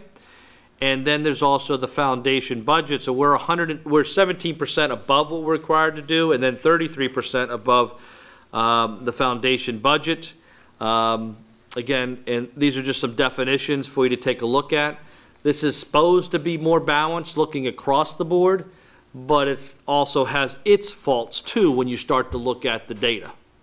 But again, just different points that you need to take a look at as everyone's starting to analyze this data sets.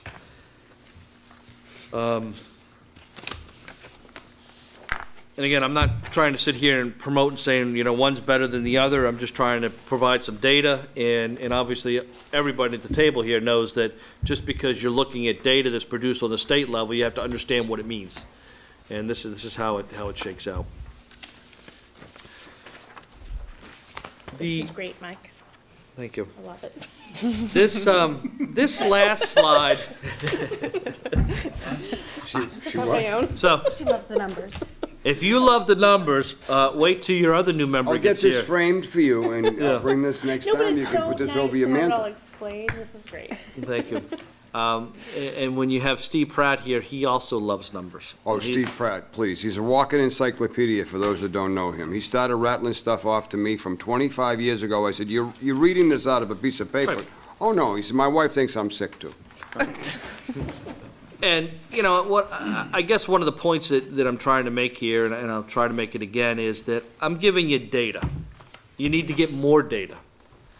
You need to get more data after that of what exists. Then you all need to sit down and understand what the data means and kind of decipher how that data applies to Carver and how that data is going to apply to the future. This slide is really important. And this kind of goes back to when Carver was a regional school district with Plymouth, and then Carver broke off because Carver at that time had over 2,000 students. And you hear this number of 2,000 students, which is the number DESE uses, because that's the number they say is the number of students you need to have the economies of scale to run the organization.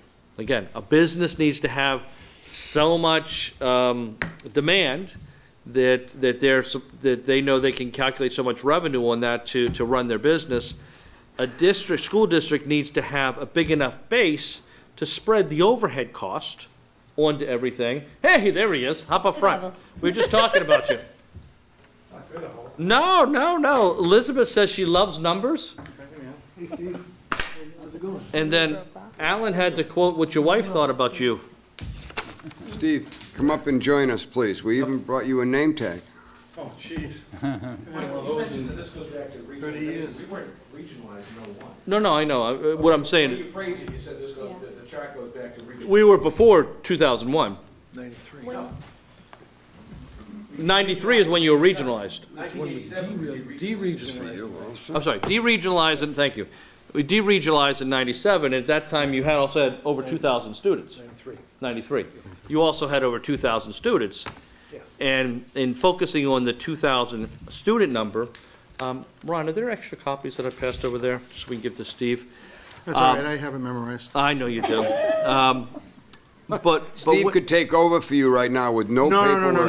No, because you know what? Everybody's got a curfew tonight, so we have to save that for another night. So, focusing on the 2,000, just dealing with that a second, the 2,000 is economy scale. You've got to pay for a superintendent, you got to pay for principals, you got to pay for custodians, you got to pay for your guidance counselors, and you need to spread that over a base. That's why that 2,000 number is important. What this shows is starting in 2001, is that, and that's just what I have the data back for, because this is where, as far as DESE's data goes back, and we can get data before, but I wanted to use the same data source, is that, as you see, there's 2,200 students at that time. And then, I mean, the line's pretty clear where it's been going, and it's been dropping down to 1,500 students now. So that creates a problem. And particularly if you buy into the theory that the 2,000 from DESE is your magic number for economies of scale, well, you only have 75% of that number. But even if you can calculate and say it should be 1,900 or 1,950, you're still well below what needs to happen. And this trend keeps on going down, and it's broken up here by the elementary school, the middle high school, but a 30% decline over those years has an impact. Now, for a while, as the students were going down, the teacher population was not going down as much either. It was going down much slower than the students were going down. And for each student, there's revenue that comes in. That revenue, help funds the school system. So there was less revenue coming in. There were less students in there because the revenue was lower, but yet you had the same or slightly less teachers, which resulted into the layoff that happened 3 years ago, where I think there were 11 teachers laid off. It was kind of a catch-up. It was like those teachers were being held on through budget maneuvers just to steal one-time money and stuff like that to keep them alive. I'm overgeneralizing. But the day of reckoning happened when Scott and Brad got on board and like, this isn't working. They borrowed all of their school choice money. They borrowed all the other circuit breaker funds they had to keep those teachers in there for the rest of the year once they took it over. And they said, we can't do this anymore because we ran out of money. So guess what? Pay go. I only have so much money. I got to let some of these teachers go. So that's why that big cut happened. What we're concerned about right now, and Brad can go over this at another meeting too, but I'm going to just generalize it, is the current contract that has been negotiated with the teachers is, it's been built into the budget now, even with the $41,000. Next year, we're probably going to find a way to make it work somehow or be close to it. But the third year of the budget is going to require, there's not going to be enough money for that. So you're going to be stuck in the same thing. And again, I'm not talking 11, 12, 15 teachers, but there's going to be some, handful plus or minus, and I'm kind of making that number up, but just to get the point, that third year of the contract, they don't know where the money's coming from to pay for that. And that's why this discussion is so important now, so that we can start to plan for what happens in the future and how that happens. So that's why, again, another data set into you to see what the trends are. And again, if we continue with the same trends, as I stated earlier on, we know that they're not sustainable. So we have to analyze the data, confirm we all are in agreement with the trends, and then look at the options as to what can happen. Now, that may seem doom and gloom, and to some extent it is. We have a couple things that are coming our way, some on a hope and a prayer, some on we've done everything we can do and now we just have to wait for the private sector to happen to see if something materializes, and some is through some creativity that we've been doing lately. So let me talk about those quickly. Is that, again, this all comes back to tax revenue.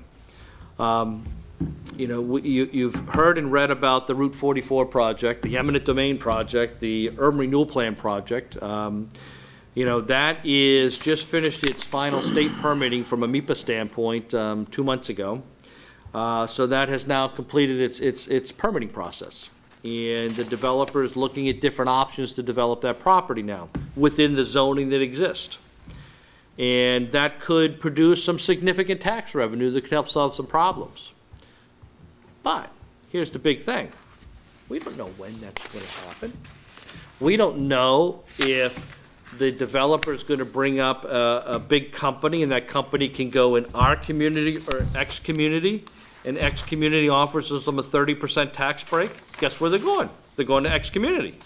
So we'd have to meet that 30% tax break in order to compete, and then you don't know how that's all going to play out. So we can't budget or build in a revenue forecast for that because we don't know. However, what the town has done all the rezoning, worked with them, agreed to buy land by eminent domain if need be, supported by the developer, to make that business enterprise happen in order to get the tax revenue, but no guarantees. So we can't budget that. The next thing the town did is that last year at town meeting, it authorized a battery storage within its zoning. And about a month ago, the planning board approved a $50 to $100+ million battery storage facility. And that's been permitted by the planning board that can be developed. But now here's the problem with that. The technology is there, but the technology is too expensive to build it today. However, with how the battery program's running with Tesla and others, is that market in the third generation of those batteries, and we're in the second generation of those batteries, is all of a sudden going to be cost effective. So that their business plan is to focus on that and get ready for that to come out in the third generation when they do it. But then they also have a year-plus permitting process to go through I'm going to describe it at this as not NSTAR in National Grid, but the New England Consortium of Electricity, which is the transmission lines that we have. Carver is in a unique position where the largest battery storage project that's been permitted, but we're at the intersection of some major power lines. And that gave us a competitive advantage from a location standpoint, which is why this site was chosen. Just like I talked about the industrial business park, when and if that comes online, it will produce some significant tax revenue. We'll negotiate a tax agreement with them, but it's not guaranteed. But we've done everything we can to hopefully make that happen. So those two things are in the future, and we have no control beyond what we've done today to see if they'll happen. Market conditions on both of those have to take effect. And again, we can't budget on hope that they're coming. The third area is our solar projects. And, as you saw in the budget stuff I went over here, is that, the Board of Selectmen, when we had a major solar project, a real big one down at the old landfill down in South Carver on Federal Hill, they authorized us to allocate that $100,000 we negotiated in new tax revenue for 20 years to go to offsetting the excluded debt. And so we did that. We are going to be negotiating and have negotiated some additional tax projects. And there's a lot of good about them, and there's also some bad. The good is they generate revenue. The town also modified its zoning at this last town meeting to allow a little bit more flexibility in doing more projects while still balancing the character of the community under certain standards. So I anticipate even more stuff coming. But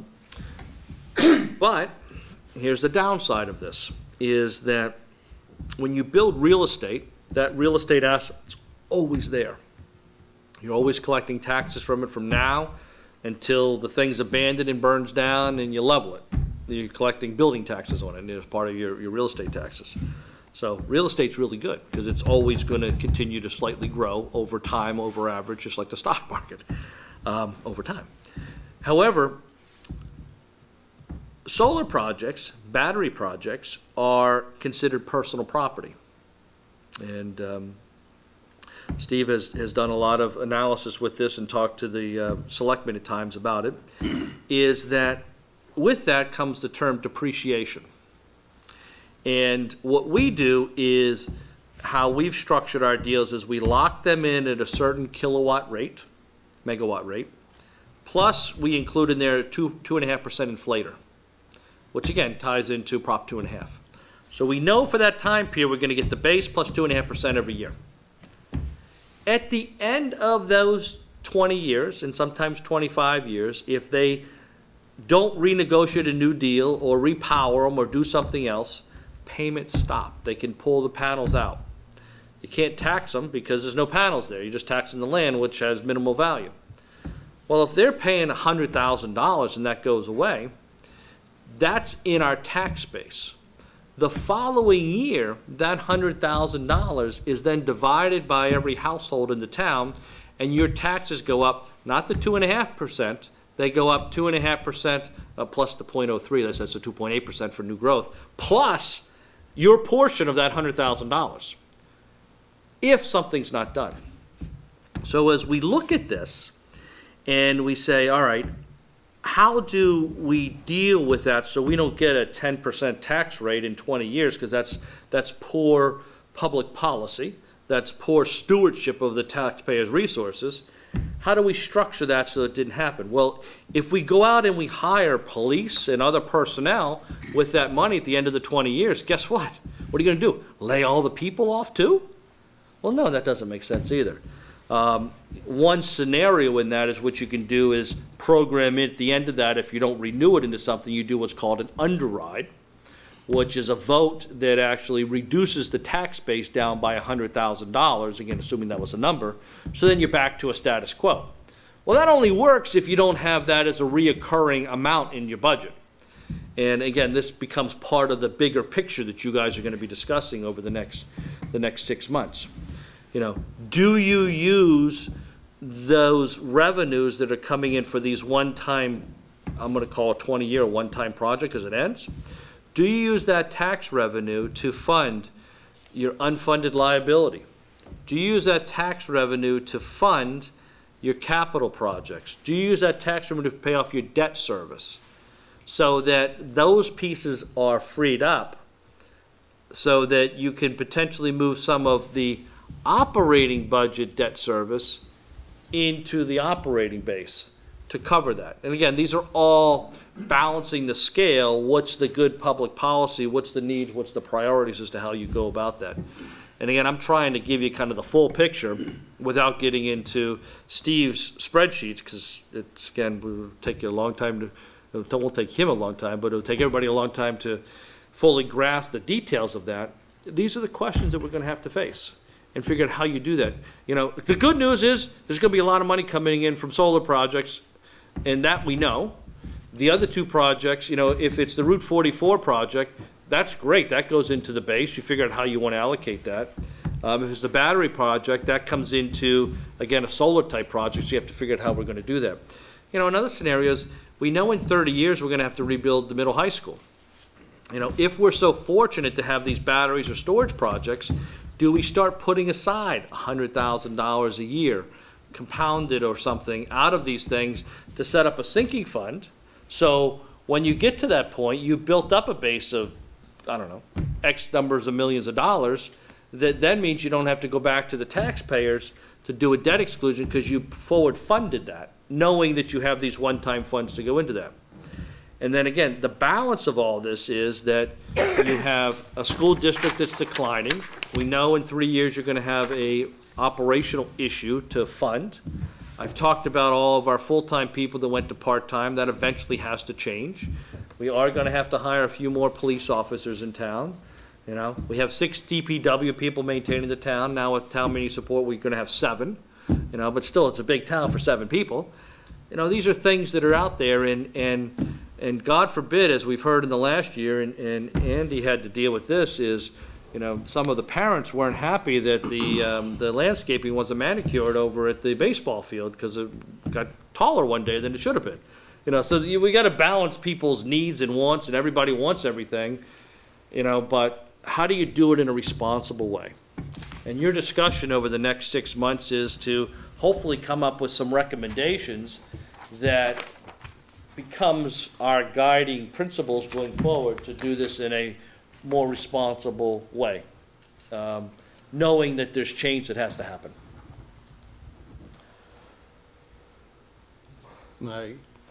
Just Certainly thank you, may. Michael, for building me up so much so that if, when I fall, it'll be a longer drop. The thing that, you know, we saw this, you know, 9 years ago when we started looking at the town building study committee and we started trying to figure out, you know, I mean, we were, you know, paddling with no oars. We couldn't build a building. Couldn't build a police station, couldn't build a fire station, couldn't build elementary, couldn't do anything. And partly because we were still paying for the middle high school, you know, back, you know, that didn't end till 2007. We were still paying for it.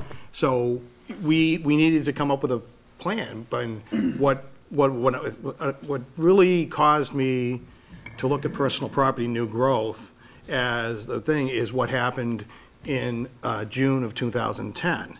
For those of you at town meeting, that was our second town meeting for that year, annual town meeting. And the first one was we were going to lay off, you know, half a dozen teachers, Val will remember this one, and the town wasn't going to be able to give any raises to anybody.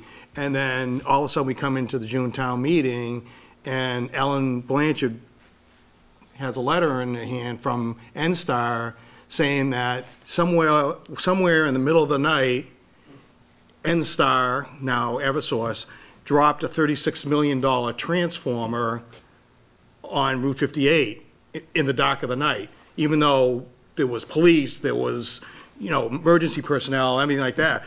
$36 million, and was going to generate $690,000 of new personal property growth.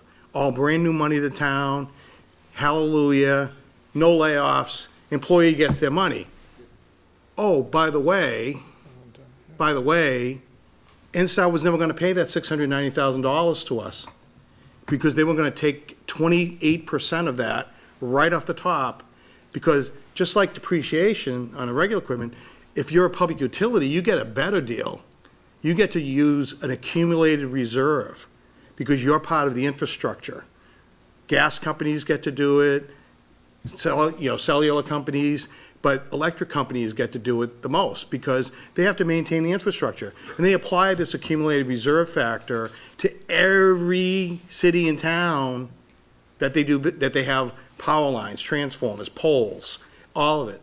So 28% of that $690,000, to Michael's point, was reallocated to all of the rest of the taxpayers in town. It made our tax rate go up because we added it to the levy, but we weren't going to get the money. It wasn't going to be in the value.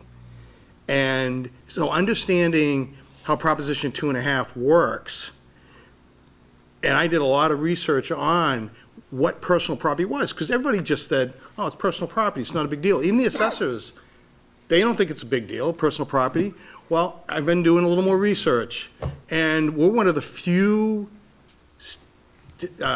communities in the state that have personal property that's more than 8% of its tax levy. The only other one in Plymouth County is Plimpton. And why has Plimpton got a high personal property, new growth? Thank you, Cisco. That's Cisco. All of that equipment in that building, all the stuff there that helped, that's all personal property, that all gets counted. And the largest taxpayer in the town of Carver is Eversource. They have $82 million of value in the town. And one of the things we'll be talking about is why do we have a split rate? Why don't we have a single rate? Everything like that. But one of the reasons why is because of what happens with personal property. Because in essence, it's a backdoor override. Because as it devalues, or as you do an accumulated reserve, that gets redistributed to the other taxpayers. And single-family homes are 67% they pay 67% of the tax levy. So that means they're getting 67% of whatever depreciation there is, because personal property only does one thing. It goes down in value. Right. Commercial, industrial, real estate, it goes up with the market, it comes down with the market. But personal property only goes down. But you'll see in some of the numbers that I have that personal property has gone from $20 million back in, 20 years ago to over $109 million. And that's all because of NSTAR. And as has generated a lot of revenue for our town. In fact, I'll leave you with this thought. Since fiscal 2000, taking all the personal property new growth and adding it for all the years and adding 2.5%, because you get to add 2.5 regardless of what, once it's in the levy, it's in the levy, unless you underride. Of today's current tax levy of $26 million or so dollars, 13%, over $3.5 million of the tax levy is directly related to the personal property new growth since fiscal 2000. The biggest piece of that came in fiscal 2011, when we had over $730,000 of new personal property new growth. NSTAR was the most of that. So those are the kind of things you look at. And we also look at, just as another component, 13.5% of the existing tax levy, about $6.6 million, is directly related to the override that we passed in July of 1987 of $1.6 million to open up the high school. That's increased by 2.5% every year. And I'll just leave you this one little tidbit. If you increase something by 2.5%, it takes 28 years before it doubles. So, yeah, and as Steve's just mentioning, what happened with the substation down the street, and I'm not sure that the general public understood the implications of that, because it just happened overnight and the town meeting happened. It's like, oh, hallelujah, we solved this. So that analysis didn't happen. We want to make sure that everyone knows that the solar is great up front, but you gotta plan for it in the future. It's the tail. It's the tail that, it's the Tail, you that's gonna gotta make knock sure you that you down. accommodate for it. Now, if you wanna accept the tail and not do anything about it and do it just like that, that's fine. We've done our job by explaining it.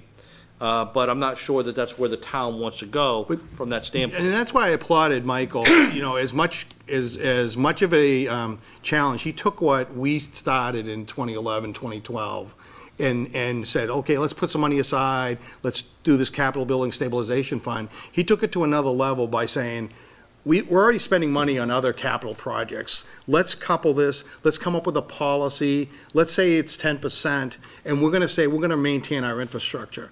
It was a bold thing to do. It was controversial, probably still is. But it was something that was right, because if you look at personal property and what it does by nature in Proposition 2.5, it's only a negative to the rest of the taxpayers over time, because businesses are gonna depreciate it. They're allowed to. I mean, that's just the way the thing is. But when you look at what utilities can do, it's even compounds it, because it's not over 10 years. And I'll tell you right now, we had a double whammy, which people don't even want to talk about. Not only did they bring in a new transformer that they depreciated 28%, but the transformer they removed out of there, they retired it. So that means the value of whatever that was just went whoosh off the books. And so whatever tax that was, then got paid, then everybody else had to pay that too. So you got a two strike on you from that one. Obviously, this is something we can't describe on Facebook, because it's complex, which is kind of why we've got the broader committee. I want to, I remember that, Steve. Microphone. I remember it well, but it wasn't like a half a dozen people we were ready to lay off at the school department. I had a list 10 of or 12? Yeah, because I mean. No, I had a list of 25. 25, oh jeez. But I want to bring that to another analogy that Michael had made earlier. Like when you talk about unemployment in the town, and you're a reimbursable employer, So with that 25, you really need to lay off 15, but you need to lay off 25. Right, you had it to right. pay for the first 15. That's right. That's what I was going to say. I had 16 plus 9. Right, And then fortunately, we didn't lay anybody off. right. But I just wanted to make that point. What we did, though, and this is a thing, And too, is... just to make sure that we're all fair on this too, the teachers conceded. The teachers conceded accepting their raise Oh, yeah. as part of that. But in all honesty, it was added back in the following year. Yeah, because it was just So, pushed off from Yeah, but it was, July 1st, Right. but they got it on June 30th, so it was built into that. it was an overnight thing. Yeah. Just as Pat mentioned, at that time, they needed to lay off 16, but they had to do another 9. Right. And when 3 years ago, the school department had to do it, they were going to have to do the same ratio. But what we did have is, we were looking at, say, those 9, I mean, geez, you're laying off 9 people just because, for 1 year, because you got to pay off that thing. Well, that's a complete disruption, everything. So when we had the last layoff, when Brad was here and Scott, is that what we did do was we went forward out of free cash, and we've set up several of these little mini specialized stabilization funds to deal with anomalies. And they carry over year to year. That's how we have it structured. So that we put some of that free cash in to pay for the unemployment. Because you have to budget for those people leaving. Now, sometimes they get a new job. Sometimes they want to take that whole time off just because they want to go to Tahiti. Sometimes they only take half of it off. So we budgeted that separately. That wasn't part of the layoff structure, just because that extra 40% laying off just didn't make sense. So, we set up special programs like that at times that we have built into the budget that we've done over the last few years for certain pieces. A lot of absorption. I want to go on the record. This gentleman just read everything that he spoke about and never looked at a piece of paper. He didn't bring a piece of paper with him. He read nothing off the That's desk. not true. This I is had all my notes here. his notes, yeah, a Post-it note stuck in your pocket that you never looked at. So His this, glasses have the little screen. this is the value of having this gentleman on our committee, and I'm very grateful that you've First of all, joined. I'm not the only one here that's been here for, 30-plus years, Ron's been here, I mean, there's a lot of us that have committed ourselves over the years, or maybe, Ron, maybe we should be committed, I think it might be a better, but, I mean, it's also because, we raised our kids here. We feel like we've tried to give back to the town over the years. It doesn't always have to be town government, it'd be scouts or basketball programs or any of the sports programs. And I think the thing that we all felt, especially, very difficult times we had in the 2000s, and just the divisiveness of a lot of the stuff that was going on. I think, we all said, let's step back a little bit. Let's understand why is this happening, to Carver, because we are a unique town. I mean, I looked at one of the pieces of paper there, and it talked about, about how much money we get in Chapter 70 monies and what we get from state aid, anything like that. And quite honestly, the biggest reason we have the biggest challenge is we should be in the western part of the state. We shouldn't be in southeastern Massachusetts. We're more like the towns, west of Springfield than we are any other towns around us, to be honest with you.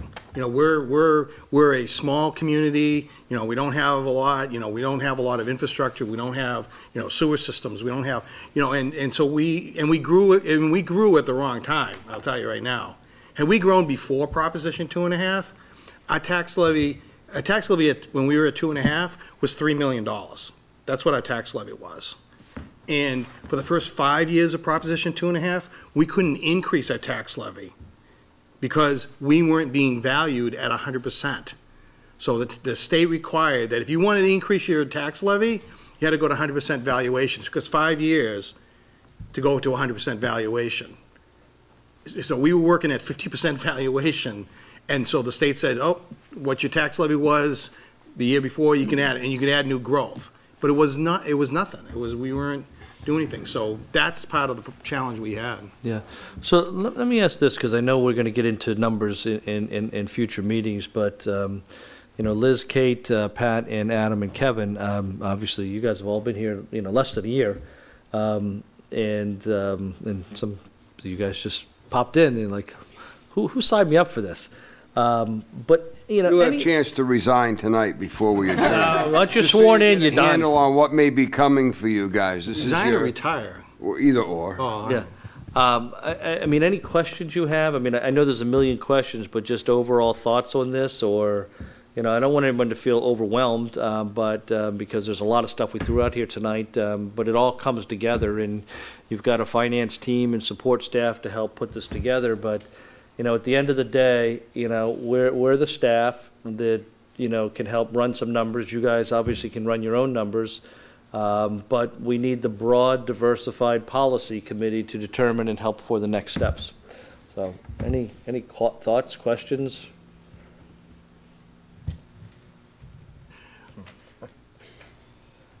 Don't be shy. Yeah, no initial questions just yet, but appreciative of the information you shared tonight. One of my goals personally joining this committee was to learn as well, and we're off to a nice start here. Well, I'll admit, and I've said it before, I have a lot of history, of doing things, and I bore the select board many a time with the history. But I think it's important to think about, where Carver came from, where Carver came from in the 80s and into the 90s. And the one thing that in my numbers, the way I look at numbers, and by the way, you'll find out I like numbers, they're my friend, is that, we look at the population, how we've grown as a town, population-wise, and then as far as single-family homes. And, it's interesting to see that the majority of our homes in Carver were built more than 25 years ago. 90% of the homes, or 88% of the homes were built 25 years ago. So we haven't really built a lot of homes since then. And our population has actually shrunk. In fact, at one point, Serpide was predicting that by 2015, we were going to have 16 or 17,000 people in Carver, and then by 2030, we're going to have like 35,000, because they were projecting it based on all the land we have. And they say, oh, you're just going to keep building the homes like you were in the 80s. Well, they didn't factor in the real estate, market problems in the 90s, or the ones in the 2000, mid-2000s. They didn't factor those in. So, our population has been fairly flat. But what's bad about that is that, if you look at the students, that's a real problem. But I'm really going to leave you with this. I'll leave you with this thought. When we went to when education reform came in 1994, fiscal 94, that's when that Education Reform Act of 93 came in. That's when Chapter 70 came in. That's where all the finances came in. We actually benefited greatly from that, because they had this thing called equity aid. And we got all sorts of money because we had been funding the schools, fully funding it. So the renovation of Town Hall was equity aid. The new library, our share of it, equity aid. The sixth grade wing over at the high school, equity aid. We just used our money to pay it. It was one-time monies. And we didn't know if we were going to get every year. But sometimes put that in the operating budget. Exactly, right, we didn't. But what's interesting is that at that time, we were having 8 students for every 10 houses in the school district. 8 students for every 10 houses. Today, we're under 5 students for every 10 houses. So we have 3,300 single-family homes, apartments, condos, and we have 1,100 manufactured homes in Carver. So we have 3,300 homes generally that are going to send kids to school. If we're only sending 1,500 kids to our school district, forgetting Old Colony, forgetting, the other schools that, kids go to Sacred Heart or the other private schools, it's most likely that only 1 out of 3 homes is sending a kid to a school. So that means 2/3 of the homes are paying property taxes, and they're not sending kids to the schools. So we have an opportunity right now to do something with this, because I can guarantee you in 5 to 10 years, you look at the age of the town, a lot of those 3,300 homes are going to turn over, because there's people who've been like myself, who've lived here more than 30 years. My kids are 32 and 26. At some point, and Ron's going to laugh at this, but at some point, somebody's going to say, why is 2 people living in a 3,600 square foot house? That's right. I know you say that to yourself all the time. So, Steve, I think that could flip back, and that's where we got our problem. well, we have to plan for that. Because you're not going to get, because the problem is, is the state formulas aren't right, meaning the base by which Chapter 70, by everything else is wrong. And what kills us is that if we increase our revenue, which is the municipal revenue growth factor, if we increase our revenue ourselves, the state says, oh, guess you don't need money from us. We're going to, take a little off. So every time we raise it, it goes this way. And that's the challenge by what we have, because if we turn around and do overrides and things like that, then we upset the taxpayers. And most of the taxpayers are single-family homes. And I have some other analysis that I, will share as well. You have, again, a treasure trove of information. Do you have anything, in a concise, couple spreadsheets or a couple documents that you could send out to the committee ahead of time so they could? In fact, the Municipal Data Bank has been really, DLS and DOR have really been making that much more compatible to do analysis. Mm-hmm. Now that they've added the counties and things like that, so you can easily see what the 27 cities and towns in Plymouth County are, and you can see where we are for equalized value, per capita income, and where we are for single-family, home build. So I have all that. All right, so if you could, because I gave a few documents out tonight, but you have more of that stuff. If you could kind of give that to the committee before the next meeting, and then maybe, Alan, you want Steve to take, 20 minutes or something and kind of summarize that, because, again, the goal here, I think, at the beginning, and again, it's your committee, how you guys want to do it, is get the data up front, everybody understand what the data is. Again, you can print out what the reports are, but what does the data really mean? Right. And then once there's a consensus that everybody has a clear understanding of the trends, where things are going, then we start to look at options. And how do you deal with some of these one-time monies? Brad, did you have anything else you wanted to add into this? No? We can dive into chapter 70 and how it works out later on, but I think you guys are good. Yeah. The only thing, and I don't want to overwhelm everybody, but the thing that you can do for yourself, if you want to self-educate, is go out to the municipal data bank, go to the DLS website, look at some of the reports they have out there. Maybe you'll see something that, interests you, but they have valuations, they have single-family homes, they have, how they do, general aid. You have that all consolidated into one report now, because I've seen them. They've done it so much better than it used to be. I mean, believe me, when I had to do this 9 years ago, it was a lot of work. Now it's a lot easier. But for purposes of like the schools, go out to Department of Elementary and Secondary Education. Look at how the Chapter 70 is formulated. Look at the DART, the District Analysis Resource Tool. It's a great, I like it a lot. It allows you to compare communities that are similar to us. It allows you to compare any community that you want to do. It's called the DART. And those are some great resources, but it gives you an education. If you looked at like the Chapter 70 calculation and you figure out, they say, okay, how do they decide how much or how little they should give a community? Because it's an interesting analysis, equalized value. What's equalized value? What's per capita income? How is that calculated? We actually benefit, believe it or not, we benefit greatly by having 1,100 manufactured homes in Carver, because none of those 1,100 homes, their value is not included in our equalized value. They have no value. The only value that South Meadow Village and Cranberry Village and Pine Tree Village have is for the land and for their common buildings. All those, the 522 homes in South Meadow Village, they don't exist. They pay $109 a year to the town, $9 a month, $108. That's all they pay. They don't pay taxes on their homes. And yet, when it comes to per capita, all the people that live in the manufactured homes, the 1,500 people, gets counted as our divider. We get to divide that, which is kind of crazy because they don't add to the value, but they're in, the same thing is true for income. Their income is counted. Well, if I'm a retiree, generally speaking, I'm not making as much as somebody working, so their income lowers our, income and per capita income, lowers our values, which actually, believe it or not, increases our state aid. Now, you guys may not feel that way, but in the reality, that's how the math works. We have the highest percentage of manufactured homes relative to total residential units in the state. We're at 25%.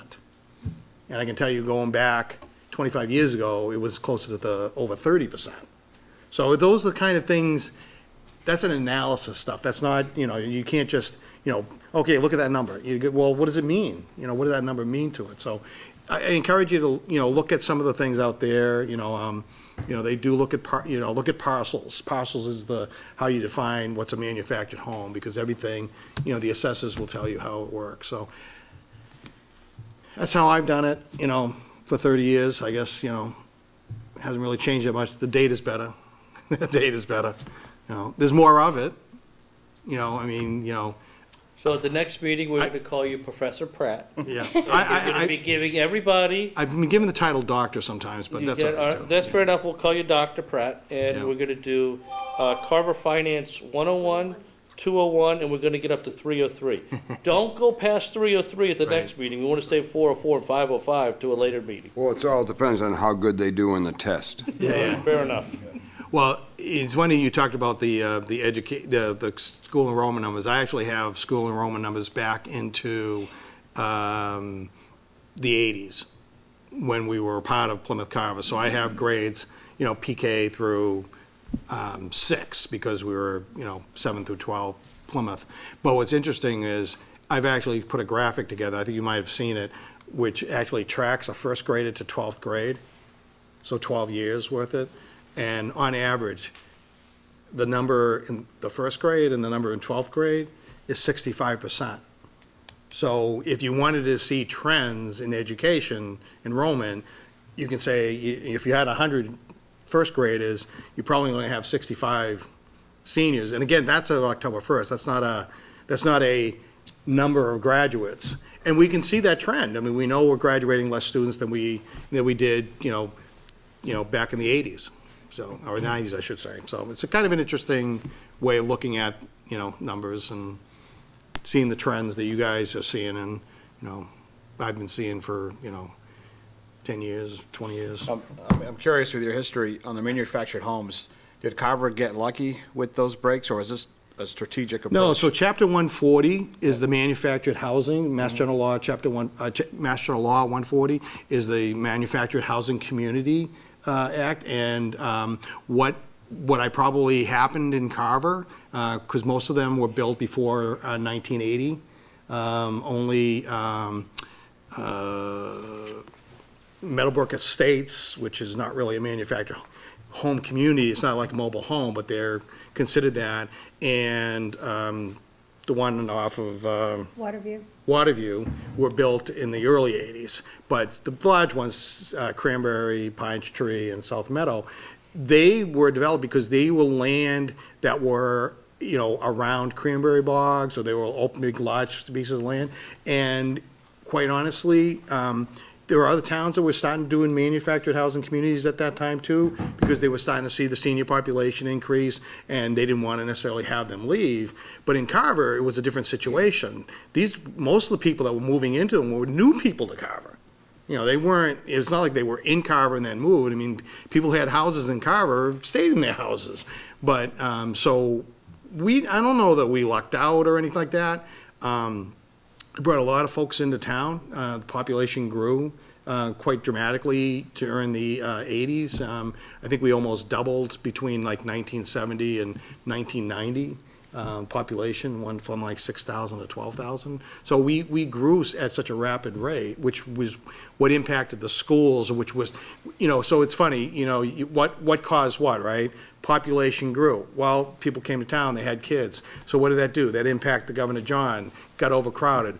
And so we said, let's, Plymouth and Carver, we're going to have to build 2 new high schools. That was the deal when we were looking at in the 1980s. We were going to have to build 2 new high schools. And the question became, do we build 2 more high schools in Plymouth so they would have 3, because they already had Plymouth North? Would we build, one in each town and still be part of the region? Or we would build just a mega school in Plymouth, just monster school. And so, Erwin Washburn was on all the school committees, it was on the regional, it was on, and I was on the finance committee back then, in the 80s. And, it was more of a case of we decided we wanted to build our own school. And that was kind of the prelude to we should get out of the region, because for every Carver kid, there were 9 Plymouth kids. So if you wanted to do sports in Carver, you basically had to be a Rob Rooney in order to be on the sports team. And our kids were being bused, obviously all the time to Plymouth. So it was at that point that it was decided that we should become create our own school district. And we had enough students to support it. The state was willing to support it. But the irony was, and it's why it took almost 7 years, in all the years since the 1950s when regional school districts were in existence, the state had never disbanded a school district, a regional school district. We had a 2-town school district. The only way that they could get Carver out is the legislature had to actually pass something that said, Carver, you're out. Wow, that was interesting. I'm sorry. Erwin, thank you. Erwin, thank you. But, so it took us till ed reform to get out of the district. So we operated as Plymouth Carver all during the late 80s, even though we were in the school. But so the budget and the monies and all that went through the regional school district. But it was that basis that, that population growth, the new homes being built, manufactured homes not so much, didn't bring students in, although Pine Tree is not an over 55, manufactured home. So it was all of that caused the overgrowth there, caused us to build, schools, a 6th grade wing. And we built that 6th grade wing for 200 students because that's how many sixth graders we had in the mid-1990s.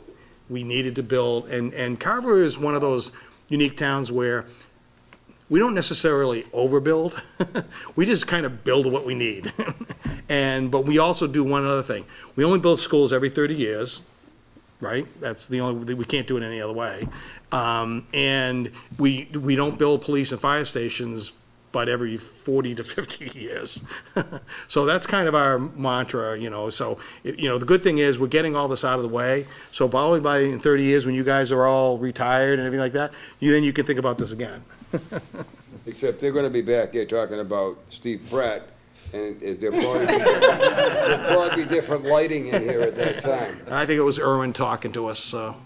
Irwin was like that, Every Sunday night, he would be on his couch, having his evening drink and cookies, and giving me a call. So that's how we made it through regional school district disbandment. I think what we have is an incredible, a very diverse, incredible group. And I think that this is going to be, this is really going to be a challenge for the next 6 months, but I think it's going to be a great thing that we're going to do.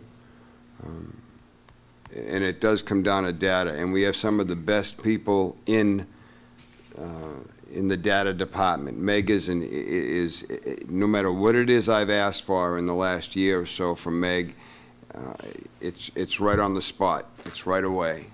And Brad, he's the guy to go to. I sent him an email and I asked for a line item on the school budget, and he said, we're about to vote on that. Can you give me a few days, or do you want what I have? And I said, when it's done, send it to me. And I had forgotten about it, and it just showed up in my inbox. So and Brad knows his numbers exceptionally well. He does an incredibly good job with the school budget. Meg does an incredibly good job in her finance department. Obviously, we have the professor on, and we have the doctor, and we have the ability to ask a former superintendent or assistant superintendent of schools who really knows the nuts and bolts of what we're going to be discussing here. A lot of this is school sustainability, but it really boils into town-wide budget sustainability. So this is a where is it going from here, and it's a plan that we're going to be able to come up with something similar to maybe what you guys worked on 15 years ago as to where this goes now. We have no authority to pass any bill, any laws. We have no authority to do anything except crunch all these numbers and bring it back in a comprehensive way in a budgetary process and have town meeting make the decision. It's up to them. But they can only go by and vote on what they have for information. So if you give them, it's like computer, garbage in, garbage out. You give them the wrong information. I think somebody that sits down and spends the 2.5 hours and watches this meeting tonight, you couldn't possibly come away from watching that video saying, oh yeah, I knew all about that. I'm betting that a huge percentage of Carver was not aware of the Eversource situation when it was NSTAR. They would have no idea. I'm willing to bet that they have no idea that you got to get rid of 26 teachers in order to get rid of 16. Right. Or however that all works out for simplification. So there's a lot that can be, that they'll gain from watching these videos. There's a lot that they'll gain from what information we're going to try to put out. And I want to have some positive stuff put out on social media, because it's a big platform today. So what can go out there and only in a positive light as to what we're looking at, because I don't want anything taken and turned, as much as they'll try anyhow, most likely. Yeah, and Alan, just on that, I just want to emphasize one point, is that, this process you're looking at is not to focus on the schools, it's for the town budget. It's now, a it happens town the budget. school's the biggest department in the town, but, it's really the town. That's right. And it's the town forecasting, it's the town sustainability, because all departments, as the town grows, as services are needed, are going to have conflicts. And, again, that's why I think this committee being as diverse as it is and having school and town administration on here and finance teams is really good. Might be good, it might be good, I know I'm gonna have some platform next time, but, part of the presentation we did in April 11th, 2011, when we talked about the Town Building Study Committee and the whole Capital Building Stabilization Fund, is we kind of set that tone, which was, it is an absolute balancing act every year between, whether it be schools, town, police, fire, infrastructure, debt, it's all of that, because you only have a finite dollar amount to work with.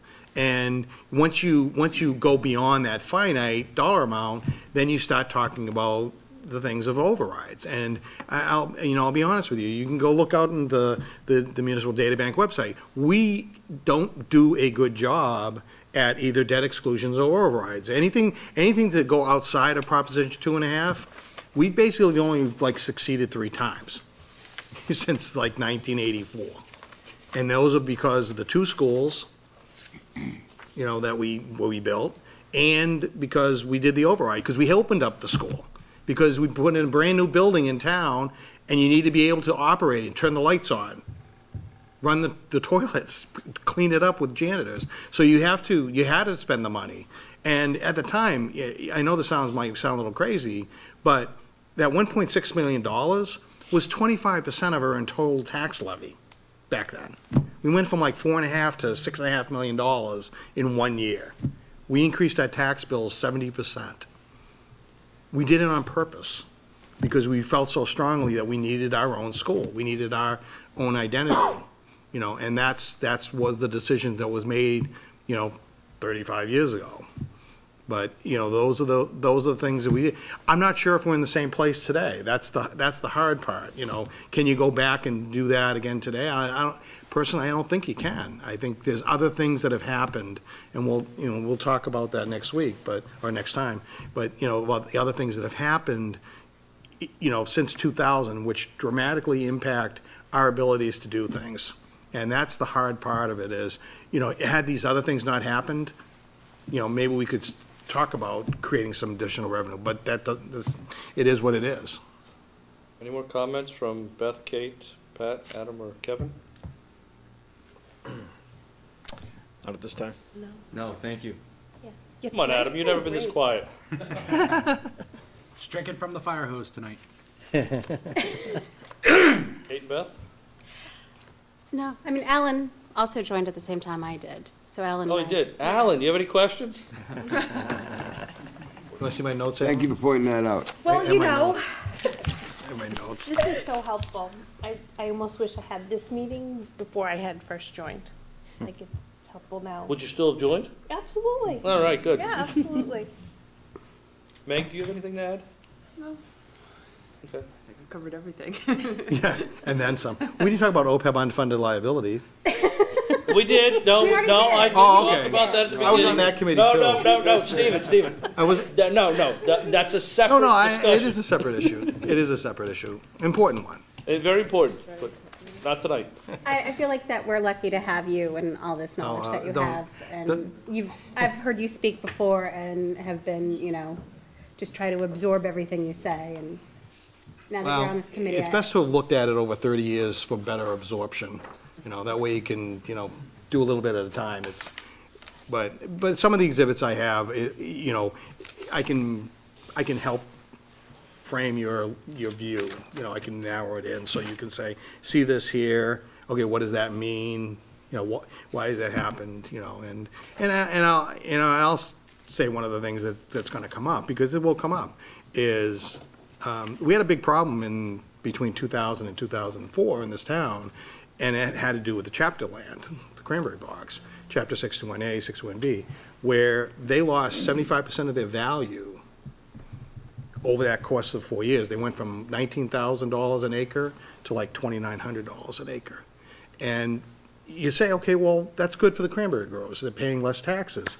But the bad news was, just like utilities, somebody had to pay it. Right. So The shortfall had to be made. had to be made up somewhere because it was in the tax levy. And that's the bad thing. That's why I said Carver grew at the wrong time. Had Carver grown in the 70s and 60s, like all the other South Shore towns, you know, the Rocklands and the Hanovers and all them, your levy would have been up higher. You would have been able to already start here, not there. And we didn't. So we were starting about as low as you could possibly be in the tax levy world, and now you're limited to 2.5%.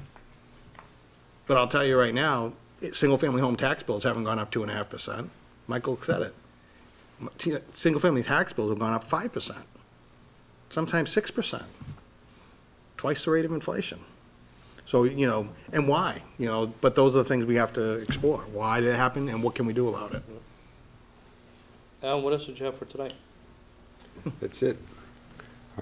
I knew this was going to be really a formation. If you don't mind, I'd like to ask the chairman of the Board of Selectmen and Andy Cottarelli, representing the school committee, would you guys take this back to your respective meetings? Let them know that this committee exists, and we would like, you're welcome to be the chosen, but we'd like a representative from both the school committee and from the Board of Selectmen to be involved in this. I suspect some of this stuff is going to end up being, I think, more of a workshop, roundtable discussion rather than turning it into a formal meeting, because this way there can be some back and forth and some educational stuff that'll happen in a workshop type of an environment.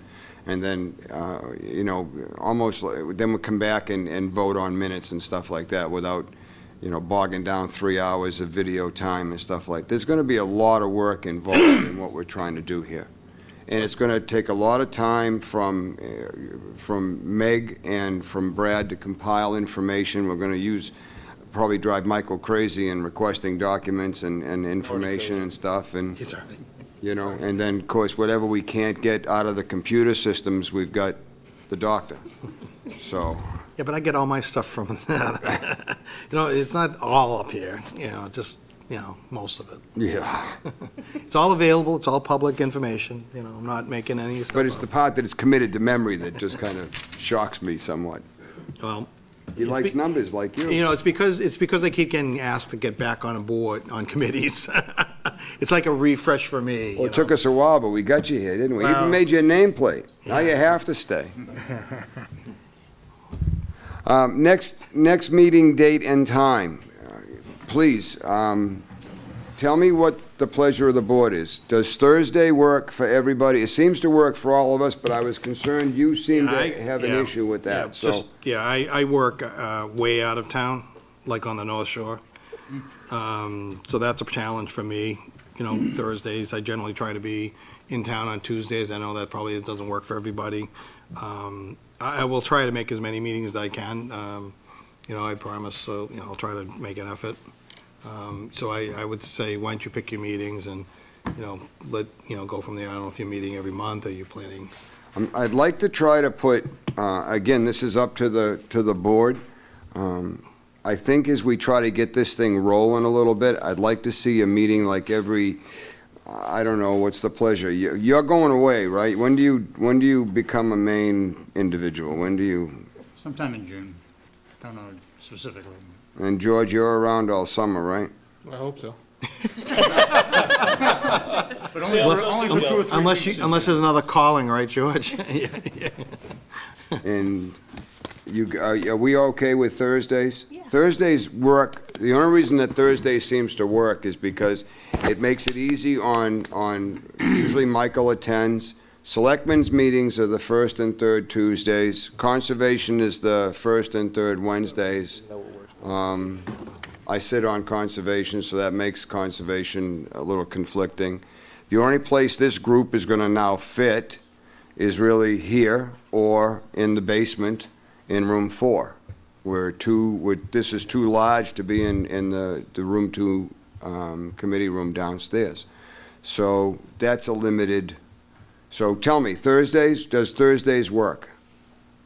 I have a commitment with the Farm Bureau on the second Thursday of the month, so I'm missing that meeting tonight. So if it was going to be always the second Thursday of the month, it would be a conflict for me. Okay. But Thursdays outside of that work for me.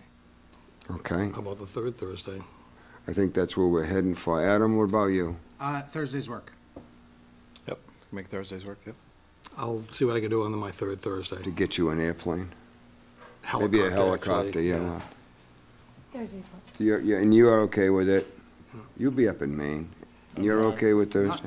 I think the other thing I can do is also provide you with some documentation, some spreadsheets, to look at, and, we can use them as discussion, jumping off points, so to speak, and, it's more of it really is acclimating yourself to, the financial temperature of Carver, kind of looking where we've been so you can figure out where you gotta go.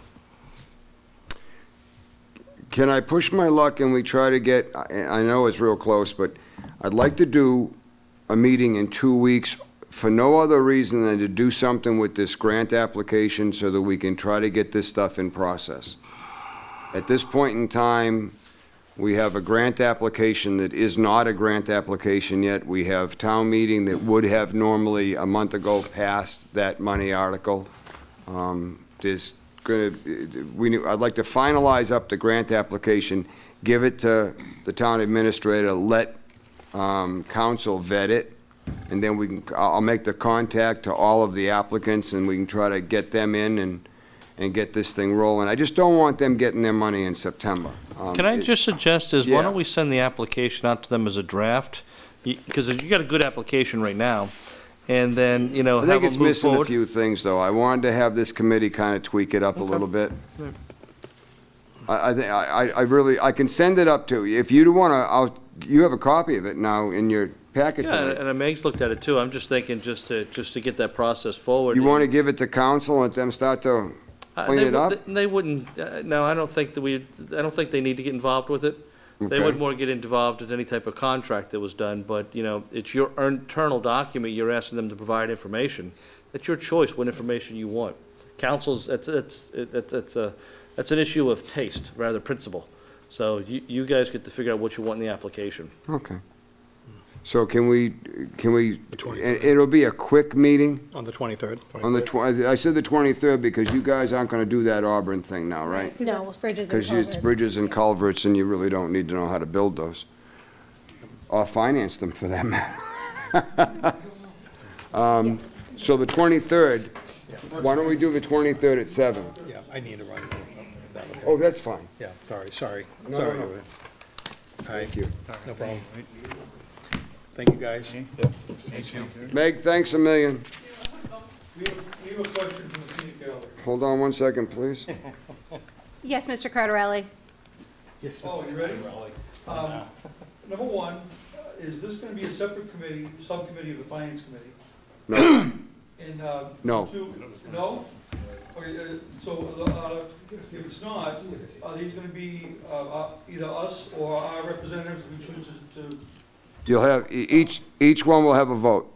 but are we expected to be here for every finance committee meeting? No, Okay, so you'll let us know when this discussion is gonna happen? that's correct. Okay, so it won't be a separate committee, but you'll be notifying us of when these discussions will happen? That's correct.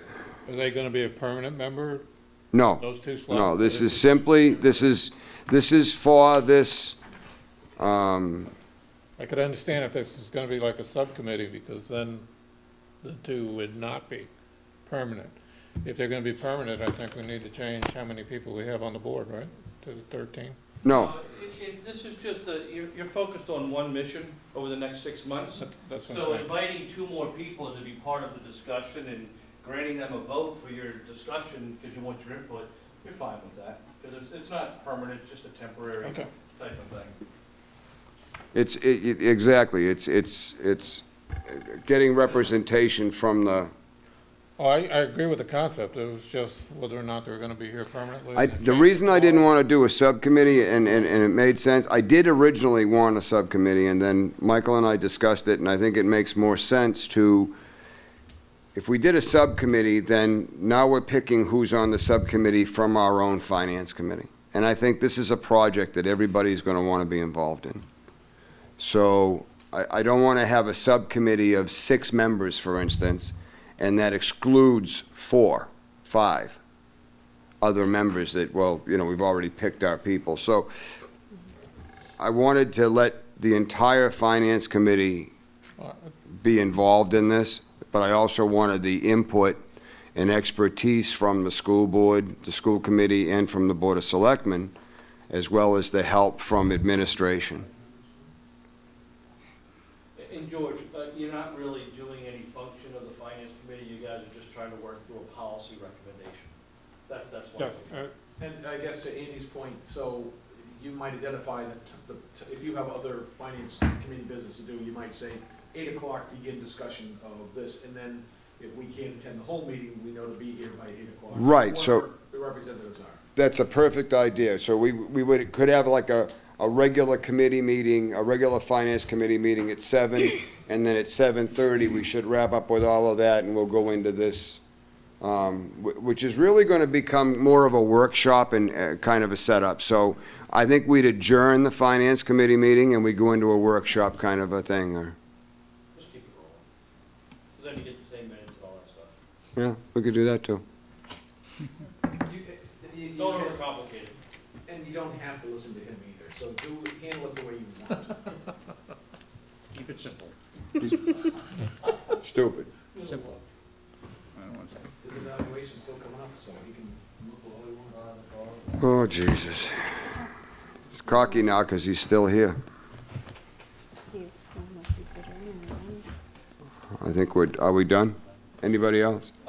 Can we, When is One your more next? question. Sorry.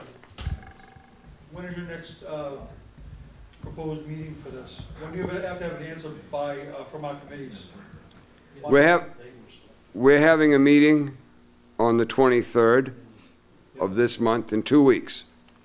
So, Encompass this as well? yeah, if you want to shoot me an email or send an email to Michael, he can forward it to me, or, you know, the Board of Selectmen meet, your next meeting is what? Tuesday, right? The Tuesday before that. So you'll have a representative on that. And more than one can come, but, you know, it just, you know, it's still a public meeting, so. can we, I just want to make sure our takeaways that we need to do a work on a mission statement and review this grant application? Yes. Okay, anything Yes. else? The mission statement is not vital to be done in 2 weeks. The Okay. grant is the one I want to get this finished. So this meeting coming up in 2 weeks could be literally a half an hour meeting. Sure. Well, You I know. think that's what he was asking. Are we gonna talk about other things other than that grant? We're going to have the grant, and we can touch on some of the objectives of this thing. I think that's what Ron was But, asking. whether or yeah, not- I think we would probably go after that the following meeting. Because that'll give you guys a chance to have the representatives set up and so forth and so You on. need us here for the 23rd, you need us for the next one. Yeah, that would be good. Unless you want to Yeah, attend. unless you wanted to come. Yeah. This is so much fun It is tonight. fun. Hey, I sat on this committee for a long time. I know you did. So, Beth, you talked about a scoring process for the grant approval. Is that part of our action takeaway plan too, to think through? I don't think that was part of the takeaway, is it? no. Yeah, Okay. that would be like a separate sheet we could create after the fact. Sure. I don't know if we want to bring ideas for that meeting Oh, or if if it was you- just. Sure. Yeah, you Okay. could definitely. Sure. Okay. And also, before we adjourn, on the 16th, for the 3-4, if you're interested in attending, the MMA is having a workshop in Sharon that George is going to, Bill is going to, Beth is a trader, she's going to be in Orlando, she has a lot of nerve. Kate's going, I'm going, and I think there was one other. Right here. Yes, you're going. I'm sorry, forgive me.